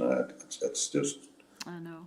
It is a very emotional subject. So I'm just thinking at this minute, guys, if you just could set out for me. So you've mentioned £100,000 just to move. So could I mention, if you would need to have a site which was secure safety from our point of view, from our locomotives, and also from the public, we would not be in a position to pay for a large rent on a site, because all of the money that we generate through the year is being used to spend on insurance to run with the public and to update the site. So we would have a real operational difficulty in maintaining a large site if we had to buy it. We couldn't afford to buy a site. So, worst case scenario, comes to the end of March and you guys have to be off site and you haven't got £100,000 to be able to lift your equipment. What happens? Do you just leave it behind? Okay, that's some of the considerations that we as the committee may be able to ask questions about, because that's a lot of equipment that belongs to yourselves. Yeah, okay. It is very sad. As you know, I come from an infrastructure background. I know the value of your raised track. As you say, the contract notice period has been given. There may well need to be a legal consideration from your part about that, but the costs to the society to move, never mind setting up, seem to be extraordinary. Yeah, okay. Yeah. Thank you, sorry. Okay, thank you. Robin? Thank you, Chair. Just some very simple questions. I hope they are simple now this time. They are simple. Come from a simple mind, Chair. Can I just ask you, what is the status of your organisation? I was going to ask. We're a limited company. A limited company, right? Okay. And have you made any applications for grant aid? No. Not over the years? Never. Never. That I'm aware of. No, not in my time. So everything that you have spent on the site has been a benefactor giving directly to you, or your own money? Yeah. Okay, all right. And you're obviously all covered by all of the regulations, insurance regulations and health and safety regulations, and you've attended to do that. Has there been any discussion around trying to get an agreement with the museum? Yes. Well, yeah, we have asked them, but it is falling on deaf ears. We had a meeting with them in February, David, was it? Yes, I think it was February. And we asked them to reconsider. We asked them to explain what their problems were to us. We asked them if we could come to an agreement to try to settle any concerns that they had. They were not in this. They had already, as the chairman said, they had made up their minds. They weren't interested in discussing with us to try to come to any understanding, to relocate, to be part of the committee. We said that there was a perfectly good model miniature railway that ran with the National Museum in York and other museums in England. They simply weren't interested in accommodating us in any way, shape or form, or trying to discuss any of the problems that they had. Okay. There's a query on the number of visitors to the site that you've made reference to. What is if you don't record the number of visitors, what would be your estimate on the number of visitors to your site? On a nice day, we could have 200 or 300 people riding on the trains. On a really good day, like a good Easter, we would have thousands of people over the Easter riding on the trains. Most people who come down and ride on the trains will comment on that was the best bit of the day. And that can be from people with children, or it could be from older generations who remember the steam trains in Northern Ireland. And are they fee-paying visitors? They come down and we ask for a donation. It's a voluntary donation. We have a donation box. If they want to put something in, great. If they don't put anything in, they still get a ride. You made, or someone made reference to the miniature railway at York. I've been there.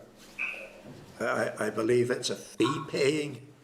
You buy your ticket and you get on rather than.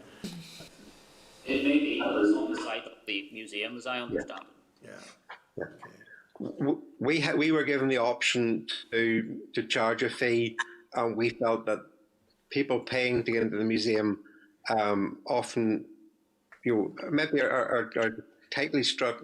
They haven't the money to pay for train rides as well. So we ask for a voluntary contribution. Some people give us a few pence. Some people are very much more generous. Yeah, I understand what you said now. The one at York is separate from the museum, but within the grounds of the museum.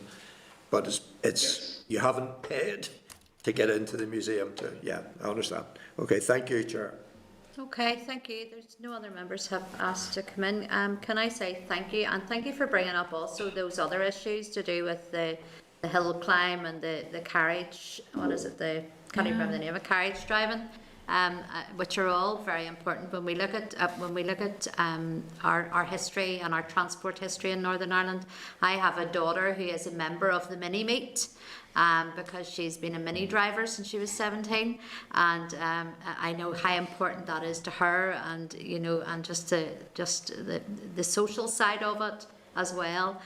So I know that whatever your interest might be, whether it's from a small child or whether it's through your work or whatever you have done, I know how important this is. I know how emotive this is. It doesn't make sense to me at all that we have a transport museum that wants to leave out massive chunks of the heritage and transport of Northern Ireland. That absolutely does not make sense. So after this meeting, the committee will decide how they want to progress further. At the end of the day, I know it's an operational decision by the museums. I know the Minister had said that, and the Minister was did listen to us as well when we spoke to her about it, albeit it was off the record, I think. Yeah. But yeah, we do know that it's an operational decision by the museum at the end of the day, and all I suppose that we can do is plead with them as well, that I certainly do believe that if we want to uphold that heritage and that history of transport in Northern Ireland, then this is a valued part of that. So that I can certainly give the committee's commitment on that. So can I just say a very big thank you. Thank you for contacting us, and thank you for coming and briefing us today. Thank you very much. Thank you. Okay, thank you now. Bye-bye. Thank you. Thank you. Okay, members, we need to just decide what it is we want to do from that briefing. I would like to ask the museums, and I should have done it because I knew about the hill climb actually. I should have done it whenever they were in here, about the other list of activities that would have taken place by volunteers on that site. Just why they have been taken off as well. Alex and then Kelly. Obviously, I want us to be as collective together, as united as we can. Obviously, we're going to have to write some sort of letter to them, asking them to reconsider their decision. I'd like to be as forceful as we can, but being polite. I don't understand the decision. It's absolutely ludicrous. These guys offer so much, and what the museum are doing just doesn't make sense. The rationale that has been given about biodiversity and there's other places on the site, it's just a load of bunkum. And anyway, I'll leave it to somebody else to come in and see what they're thinking. That's fair enough, Alex. That's just rubbish. Yeah, okay. So, no, I do think following on from that briefing, I certainly would be happy that if we do want to write to the museums to ask them just again about what their plan is, I suppose, for the transport side, if it's not to include those methods of historic transport from Northern Ireland.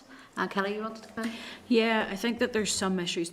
If there's a legal process, that will tie our hands a little, but it doesn't seem to have taken that formal footing as yet. What I would like to ask, I know that the meeting, as Catherine and William had said, and we're speaking to them and the Model Engineers Society, they haven't had their meeting yet to discuss the removal away, so or removal of the society from the site. The costs are extraordinary, and I fail to see how putting that type of pressure on a partner who has worked within that site for so many years is appropriate.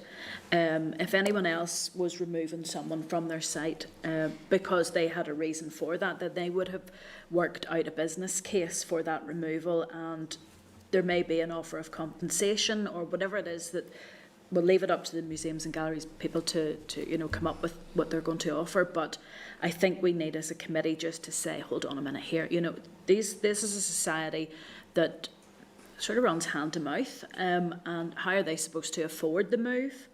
The other thing is that while the Folk and Transport Museum, it's the Transport Museum for Northern Ireland, why is this not in keeping with the collections? There hasn't been a discussion. NMNI have taken the decision not to even offer to take what they have into their collection and manage it with a partnership with society still retaining volunteer, running. So I think there's something there about the Concordat agreement that Maura Doherty's working up within the department, that Concordat agreement between the community and voluntary sector and departments. So we have a group of people here. Now, it's a limited company. It doesn't seem to have charitable status, but they're all volunteers. They're not paid to do this. Is there something there that we should be encouraging all arm's length bodies to maintain as a partnership with our community and voluntary sector?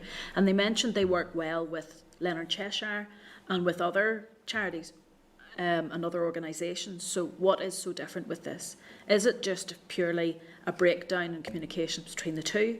Or has a decision, as the society has said, been taken beforehand? If there's a legal case where we can't get involved with that, that obviously is one thing. But there's not very long left in this notice period. I fail to see how the society is going to be able to afford to move their resources. So I'd be asking NMNI what their plans are on that. What compensation? I think they did mention that they would be willing to provide financial assistance to move it in their briefing. We see. I think I heard that. But I'm not sure if it's financial assistance or whatever was. That may well be they could provide the trucks or something, but this is going to require cranes to come in and lift this stuff. I fail to see how there isn't another site. If they want to use the walled garden, fine, but there's plenty of areas. Put it like this, when I walk about the Folk and Transport Museum, I'm knackered. To be able to get onto a wee train to go between some of that stuff might actually be a way around it, but there hasn't been that discussion. Just arrive back at the same place, of course. Well, that's it. But, I think I would just love to know minutes of meetings to see what the discussions have been so far. If we could have those, that would be wonderful. They could be shared with us. But it looks like notice period has been given. Are NMNI prepared to extend that? Because I doubt that £100,000 will be found anytime soon. We could, they could do in this situation, but we can ask for that. What we can do is we'll get a letter drafted by the committee clerk and bring it back next week for approval for the committee. If they're happy with that, if you want to see anything added into that, or if you have any other ideas, certainly feed it through to the committee clerk. Between now and next week, and I think I would like the other issues included in that letter as well, of all of those other voluntary events and various things that have taken place historically on that site. It just is so strange that these are all historic things and historic events, and yet we want to get rid of them out of a museum, So yeah, so we'll get that letter brought back. Mark, you wanted to come in? Yeah, thank you, Chair. And I did raise my hand, albeit belatedly, for both presentations there, but it was sort of final minute, so I couldn't. I didn't see it. I'm normally Sorry, Mark. I could understand how you missed it, because it was right at the end when maybe a question that I might have been going to ask hadn't been, or I just thought of something else. Like other members who've spoken, I struggled to understand this, and I wonder what consideration, if any, was given. I'll just say the museum people, by the museum people, to retaining this on-site, actually embracing it, because it complements so much what they want to do, and they've set out their plan there going forward. And I don't know how they couldn't work to collaborate. Here, I really just don't get it at all. In fact, they seem to lament or criticise the model engineers for only being open a limited number of days. I mean, have any overtures ever been made to see could they increase accessibility to get more people in? Because like you'd says in your opening remarks, Chair, I don't know how this couldn't actually enhance the visitor experience. A day trip should it should have something for all the family in it. And I think this aspect, or the model railway, certainly adds to what the museum there is already doing. I wonder, is there a personality clash there somewhere? But I do struggle to believe that every option has been considered here, and we should be at what can lead to the best outcome. Now, with regards to the meeting that's arranged for later this month, Catherine did say everything is open to discussion. I think she says that twice, but it would seem that everything isn't open to discussion because their minds are very clearly made up that they don't want the model railway there. And like I say, I just can't understand why not. Yeah, no, thank you for that, Mark, and apologies again for not letting you in sooner. Excuse me. Andy, you want to? Sure, no, and just on Mark's point in regard everything being open to discussion, I got the feeling it was everything open to discussion to arrange and facilitate the move off the site in that respect. And I would like to better understand anything that has maybe been asked of the model engineers in terms of facilitating them remaining on the site, for example, extending their opening or their availability, and obviously the consideration to relocate them on the site. Okay, members, I think that the clerk has enough there to be getting on with to draw up a letter to bring back to committee next week. But again, just remember, if you do think of anything else, can you get it forward, speak to the clerk directly before next week's meeting. Okay, members, just before we move on to the next item of agenda, I'm just going to suggest a really very, very quick comfort break for myself. Is that okay? Yep. Is the Northern Ireland Assembly, Committee Room 29. Okay, members, if we could turn then to agenda item 9, which is Assembly Research Briefing on the Northern Ireland Public Finance Framework. The slides for this item are in your tabled papers, and members have been provided also some members with a hard copy too. Can I welcome to the meeting Colin Pigeon from Assembly Research, and can I hand over to you then, Colin?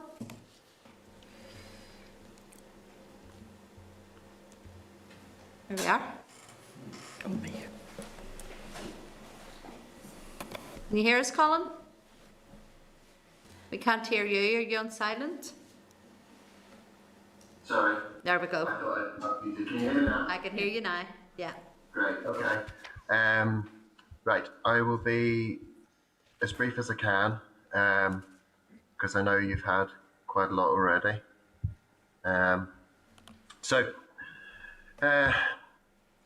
The aim of this presentation is really to try and support committees in terms of engaging with departments about their budget planning for 21-22.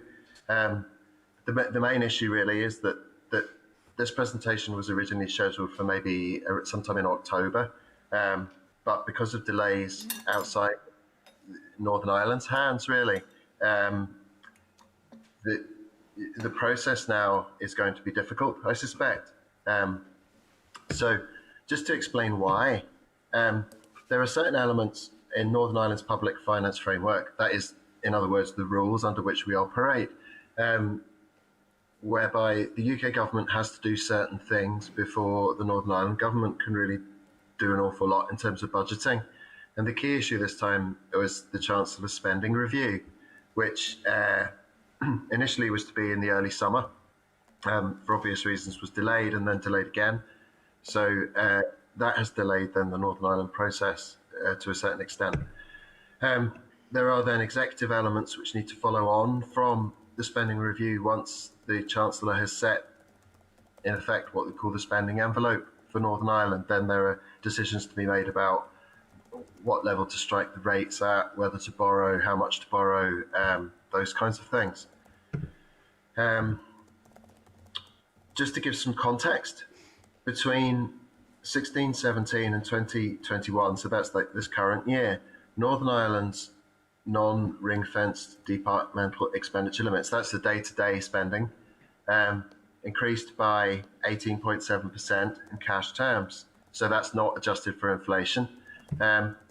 So it sounds like a relatively healthy increase. I mean, inflation has been low, but nevertheless, when we look at Department for Communities non-ring-fenced resource done over that same period, something rather different has happened. So I don't know to what extent the committee is aware of issues that around budgeting for the department over the last few years, because as I'll come on to, the Assembly hasn't been hugely involved in the last few years. But that's certainly just, I think it's important to have that in mind, and to note that these figures are drawn from the sort of start of year position. So they don't take account of any in-year monitoring changes that may or may not have occurred. So to look at the budget timetable as it was shared with the Finance Committee at the start of September, you can see from this table here that basically the spending review. Colin, can I just ask you to move your screen along? We're still on the first page on our screen here at the yeah. So we've just got the first page 1 is the only one we have up. Now we have it in our packs as well. Don't get me wrong, we have it there too, but just for your presentation. Okay, I've not had this problem before, so let me see. You need to go up to slideshow at the top. Yeah. I haven't a notion. Go up to slideshow. Click on it. Okay. Hang on, let me stop. And I'm sorry about that. You can tell us what number slide if you want to. We'll do it here. Oh, there we go. We've got it now. Hey, can you see slide 5 now? We can, yes. Yeah. Thank Okay. you. So, no, sorry about that. So as you can see from this timetable, the spending review is the key event, and then everything else follows on 2 weeks after, 4 weeks after, 5 weeks after, and so on. So that's the issue that confronts the Assembly now, I suppose. And now I can't. Right. So then that was the timetable as it was set out at the start of September. We then had the cancellation of the autumn budget and then some questions about whether or not a 3-year spending review was justified at this time, given the COVID uncertainty. Then in November, we did actually get the spending review, and the key points for the executive, it's only for 1 year. The settlement includes sort of 3 elements: core funding, which is set by the Barnett formula, then COVID funding, which is also indirectly through the Barnett formula in a slightly different way, and then Brexit-related, what they call non-Barnett funding, which is replacement of agricultural subsidy and so on over the coming period. And just worth noting that spending reviews do not set the annually managed expenditure, which a lot of which flows through communities because of the social security elements. So that slide 8 just shows the spending review outcome, but I think what's more important than those numbers, which we can easily get afterwards and you've got them in the pack, is that going back to the timetable, we have now had the spending review, and the Minister, stage 3 there, laid a statement in the Assembly on the 1st of December. Now, that then triggers a period before which no draft budget can occur. So if you look, then Section 64(1)(a) of the Northern Ireland Act says that basically the Minister can't bring a draft budget until at least 14 days after that statement. That statement was the 1st of December, so by my reckoning, that's the 15th of December is the earliest that a budget can come to the Assembly. I mean, that's next Tuesday or something. So if we just look back at the past executive budget processes, they have been problematic, as most members who've been around the Assembly for a while will remember. There have been various issues, whether they've been Northern Ireland related political issues or whether they have been external events. The last, what we would call a relatively normal process, was actually around this time in 2014, so it's a considerable time ago, and ever since there have been all sorts of irregularities. If we look at what you might call like a model process for the budget, there would be a process of departments bidding for what they need, the executive coming up with a draft proposal, consultation then with the public and committees, a revision of those draft proposals, and then a vote in the Assembly. So these early stages are really when committees ought to be trying to get involved, because that's when they can have most influence. And once you get out the other end, it's really very difficult for a committee to exercise any influence at all. So if we go back to 2015-16, we can see that the draft budget came in November, start of November. The final budget was there, or revised budget was in the middle of January, and then the vote was on the 27th of January. So there was a 12-week period there, albeit including Christmas. We look at 16-17. There was a statement on the 17th of December, and then there was an Assembly vote in January, in the middle of January. 4.5 weeks, obviously in Christmas, Assembly not meeting, and it was a statement and not really what you would call a normal budget process. For 2021, so in between that, we've had 3 budgets made at Westminster, and then for this year, given the late resumption of devolution in January, at the start of the year, it seems like so much longer ago, and then the budget statement at the end of March, which was the sort of last possible date it could happen. So that, again, an atypical process, and then we have next year, as I highlighted before, we don't know. At the moment, it's to be confirmed when the budget will come and what the process might be, when a vote might be, and so on. So what I suggest the committee will, based on past experience, it will be difficult for the committee to get heavily involved in scrutinising the 21-22 budget unless the end point, the Assembly vote, is pushed back sort of much beyond the end of January to allow for a process of engagement. So these slides here from sort of 16 onwards are really about how an Assembly can get further upstream. Committees can work more proactively, but based on the OECD principles on budgetary governance, which are evidence-based, drawn from surveys of OECD countries and how they operate. And I think rather than me talk too much about these now, what perhaps the committee could think about doing is banking this information so that when it comes to earlier on in the year next year, when you can see that obviously there's going to have to be a budget process for the subsequent years, and it may or may not be a multi-annual process, but that the committee can identify what are the proactive steps it can take based on these principles. So the principles are there. I highlighted in blue the ones which I think are particularly relevant for a devolved administration rather than a national government. And I'll just skip through these because they're there for you to look at later. And then I had listed some potential proactive actions that you could take. Now, whether you can do these now and whether there's an opportunity to engage, there's a chance, but without knowing what the process is likely to be, I can't guarantee it.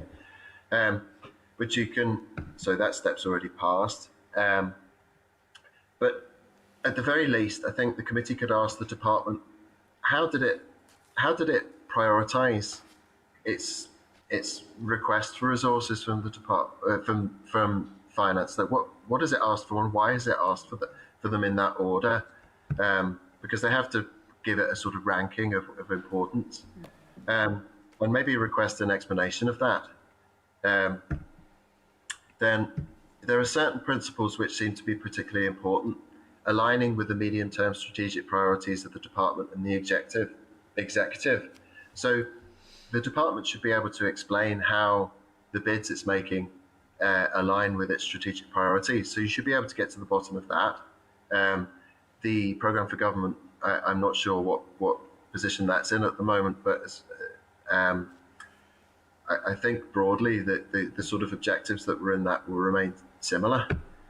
How is the department going to ensure a realistic debate on budgetary choices? I think that question has already been answered for us. They probably are not going to be able to, given the likely constraints on them because of the timetable.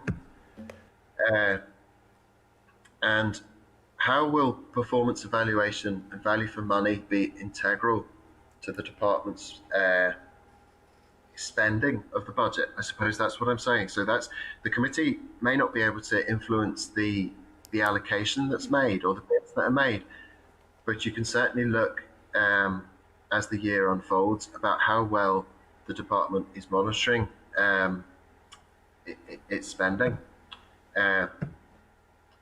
And that leads into the next point, which is about the quality of the budgetary forecasts. Now, I would want to highlight something. We've published a pilot dashboard on our blog website, which takes the data of from departmental financial forecasting and puts it into a visual interactive format. So there's a paper for that in your correspondence.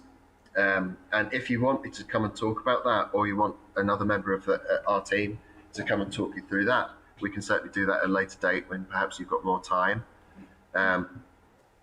So I've mentioned that. Just to highlight as well, there's also, for this year, as of about a week and a half ago, 270 million plus of COVID-19 related allocations to DFC. And the question, I suppose, that comes from that is, how much of these have been spent? Will they be spent by the end of the year? And then how much more will be needed for those various programs or issues running into the next financial year? And how high a priority will those be treated within the department's sort of financial thinking?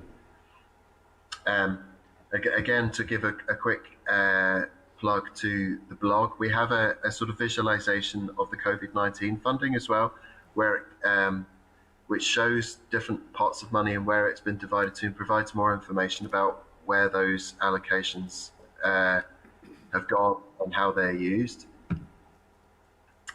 And in relation to the 21-24 budget exercise, which actually then became a one-year budget exercise, I just picked out a few things that I think you might want to look at as a committee that the department said way back in September, particularly this one here. No additional funding bids have been included for 21 to 24 accommodation for increased staff, relation to benefit claims, handling benefit claims.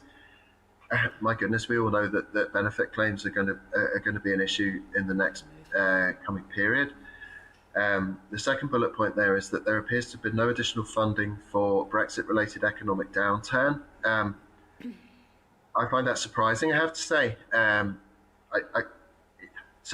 But that's what it said in the letter. So I mean, whether thinking on that has moved on, it said in that letter that strategies would be presented by the Ministry and the Executive by the end of the calendar year. Now that was for actually for a different issue. But again, these things are going to happen by the end of the year. Where are we now on that? Because the end of the year is very close. And pay and price assumption was a 1.5% increase in staff pay. I would just check with the department what their assumption is for staff pay now. I think it's been widely mooted that there will be a pay freeze. So in terms of key points to take away, but a very challenging history in budgeting in Northern Ireland. Internal and external factors that reflect reality. Northern Ireland's constitutional position as a devolved administration leads to certain constraints on the executive and how the executive can work. History has also played its part in that in terms of various political agreements that have been required. And then, nevertheless, even though that reality exists, there is an evidence of a gap between budgeting in Northern Ireland experience and what you could describe as international best practice. There is certainly a gap there.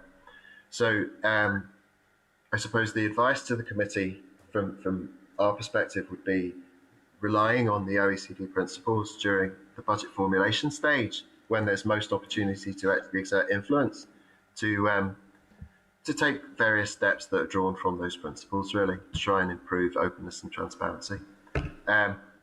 So that's a very quick run through. I'll stop sharing that now.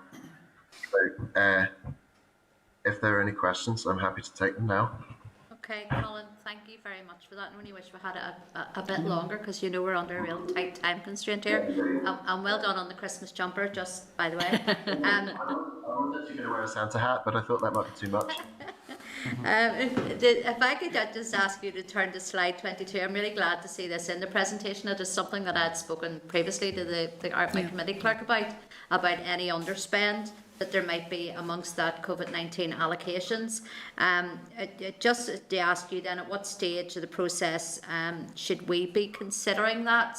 Any potential underspend? I mean, we know as an assembly, because we're members of an assembly and not just a committee, that money, I mean, it's not infinite, the amount of money that this assembly has. So just if you can just advise a bit more on that, when do we need to be calling that in? Well, the key issue with the COVID-19 allocation is whether or not it's allowed to carry over into the following year. So that's a question that you could ask the department. You know, if there is underspend on that, will it be allowed to roll over? I know there's a significant allocation for next year within the spending review settlement, about £500 million for COVID-19 related issues. Now, whether or not that will be enough will be for a discussion later. But in terms of underspend rolling over, the key time really is the monitoring round in January is the last time when the executive could reprioritise its resources. So what we will do, I mentioned the dashboard, we will accompany that with a commentary. Like, we've done a draft commentary, which is in your correspondence. It was sent to you by the Finance Committee, which is really our first go. But we will then do a similar exercise, hopefully reflecting feedback we've had on the pilot, which will hopefully point out where there are any issues around underspends, if we can. And it is a bit reliant on the data that's available and the time that it comes to us. But that would really be the last opportunity for the committee to or members to really interrogate that issue. Okay, Colin, thank you. Members, any quick questions they want to ask Colin while he's here? I think we might be getting you back at some stage. Go ahead, Kelly. I think what I was going to say, actually, I would love Colin to come back, because there is an issue.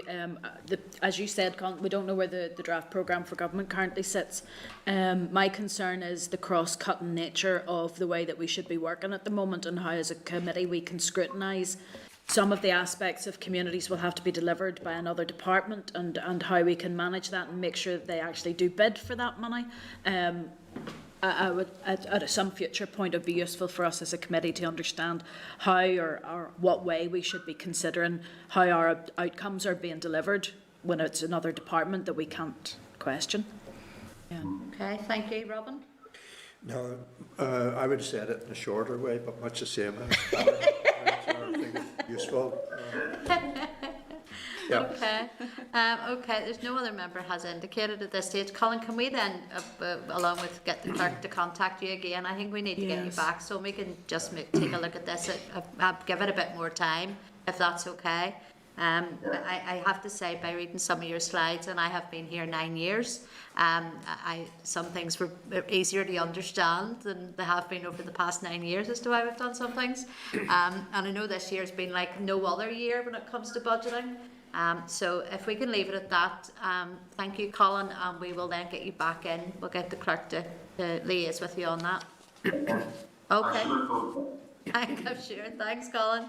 Thank you. Bye. Chair, could we maybe follow up on Colin's one there? Given the time of the year that it is and we're just about to come up to recess, can we put a letter forward to the department to ask the underspend situation? Yeah, we could do that. Because they'll not answer it until January anyway. No, you're quite right. No, we will do that now. Okay, members, then can I bring Mark, Durkin and Sinead is on her phone into the spotlight now, because we're just going to whiz through then the latter part, and it's easier than me going to anybody. You can just holler if you need to ask any questions. So if we can move on then to agenda item 10, which is the SL1, the Pension Protection Fund State Aid Amendment to EU Exit Regulation 2020. You'll find this at page 116 of your meeting pack. Can I ask members, have they any comments, or are they content for the department to proceed to make this rule? Content. All content? Yep. Okay, yep, no problems there. Then we'll move on to agenda item 11, which is SR 2020-283, the Occupational Pensions Re-evaluation Order, Northern Ireland 2020. Members, a copy of the SR is at page 121. Can I then ask members, have they any objection to this rule? We did get a briefing on this. No objections? No. Okay, then I'll put the following question. That the Committee for Communities has considered SR 2020-283, the Occupational Pensions Re-evaluation Order Northern Ireland 2020, and subject to the Examiner's Statutory Rules report, has no objection to the rule.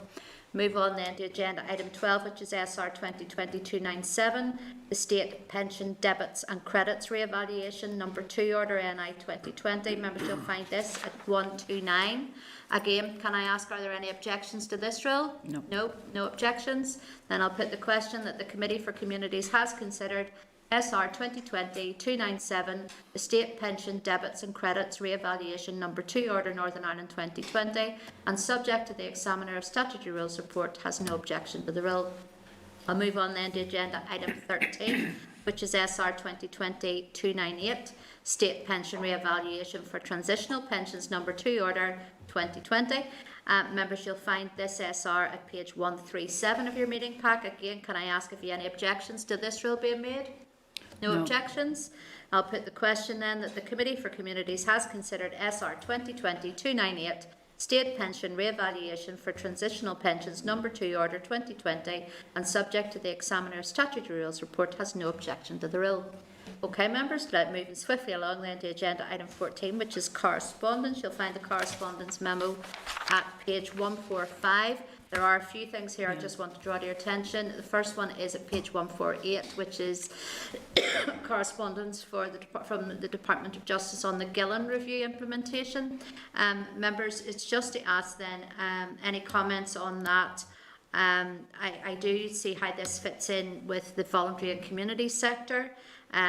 We can either ask for them to come and give us a briefing, or we can send a letter of support, just expressing support in the work that they do. I'd take it from you as members whether you want to just do that letter through, or do you want to get a briefing session on this? Chair, can I just ask on that, given the fact that the review of the housing allocation is going on, is there anything there that we need to consider, because if the Minister's going to amend the points system to include domestic abuse and other issues, is it something there that, I don't know if there's something within their work that we need to know about? They don't have to come and present if there's anything that they have. The written briefing, yeah. So members happy that we get a written briefing then, first and foremost on that one, okay. Then can we move on then to page 151, and this is a letter from Minister Swan declining the committee invitation to the Chief Medical Officer to provide oral evidence on the licensing and registration of clubs amendment bill, and obviously that is due just to ongoing priority with COVID response, but we will get a written briefing. So members okay with that? Yes. Then can I draw members to page 152 of their pack, and this is correspondence from the Finance Committee. Let me see. Colin had mentioned this work in his presentation earlier. Any comments on that, or content to note that also? Yeah. Yeah, okay. Then I just want to draw attention to a letter we received on page 203 from the Brass Bands League. I know on our memo it says to note. Can I change that? Can we forward that through to the Department for Communities for comment? If that's okay with members, are they content with that? Yeah, we're getting okay. great. Then can I ask any members on the correspondence memo if anything else members want to bring up on that first and foremost? No? Yep, Kelly? Well, I was just going to say that the written update to the committee on the development of the new 10-year strategy for sport and physical activity. I know that we have legislation coming forward on the liquor licensing, but it would be useful to have a briefing to question them on some of the stuff that's going on with sport and physical activity, I think. But our time constraints are crazy. It might be a while before we get them in. Okay, well, we can ask anyway, and then sure we can see what we can arrange from that. Okay, anybody else, anything under correspondence before I move on to forward work programme? No? Okay, forward work programme. Members, at our meeting next week, the 10th of December, we will be briefed by the Minister on Housing, Casement Park and the Sub-Regional Stadia programme. We'll also have Assembly research on the paper that was in last week's pack on the impact of COVID-19 on the arts sector. We'll also have the Department on the January monitoring round. We'll also have the Arts Council on the allocation of COVID funding, and also the Department on the definition of affordable housing. A really busy week next week. Any comments on that forward work programme, or content to move on to next item? Content? Okay, we'll move on then to agenda item 16, which is any other business. Chair. Yep. Sorry, just in terms of forward work, were we to get something more on gambling? Was that to be this week? Or? Yes, that was to be this week, and the department pulled it again. I think that maybe is the second time or third time it's been pulled. So yeah, and I know I know certainly I will be attending the APG again in gambling at 1:30 today. So yeah, I think it hasn't gone to the executive yet for approval, and that's why we don't have it. Okay, Mark? Yeah. Okay. Can I move on then to agenda item 16, which is any other business? Can I ask members, Kelly, you've signalled? Yes, sorry, I was just going to make a request. Mark, then you'd signal too, sorry. Mark Through Kelly. the committee for a request to write to the department to ask for a list of all of the liquor licence holders across Northern Ireland. I've been trying to do a bit of work, just as we all are, in the background of our considerations, and it hasn't been forthcoming. So I just think it would be worthwhile for the committee to be able to see where the licences are, who has them, how many are there, how many haven't been issued. That would be really useful. Okay, yep, we can ask for that. Mark, you have something as well you want to bring up? I didn't actually, but I do know. On the back of what Kelly said, you know, a few members, and I think Kelly was one of them, had referred to the surrender principle when we were debating the liquor licence and stuff in the Assembly, and I know it's been raised at committee. Also, there would be concern out there, and we'll be able to capture that data, I suppose, by seeing where all the licences are. Yeah. But there'll be pubs, especially in rural areas, villages or towns, that have been closed now for a period of time. Many of them possibly won't open again, but their licence will still be there, and there is the concern that therefore, you know, the whole concept of pubs in those areas will be lost if, you know, a Spar or whoever, Tesco's, decides to come in and snaffle up the licence. So I think it would be important to kind of look at it through that prism as well. Yeah, I think you're absolutely right, because we know for many of those rural pubs that they are the community hubs. There's so much more than that. They do so much more work than just selling alcohol. There are various other things happen in their location. So yeah, absolutely. Thanks for that, Mark. Any other business members have at this stage? No. Nope. Okay, we'll move on then to agenda item 17, which is date, time and location of our next meeting. Members, we're meeting here in this room 29, next Thursday, the 17th of December, bright and early again at 9 a.m. Thank you, members. Thank you.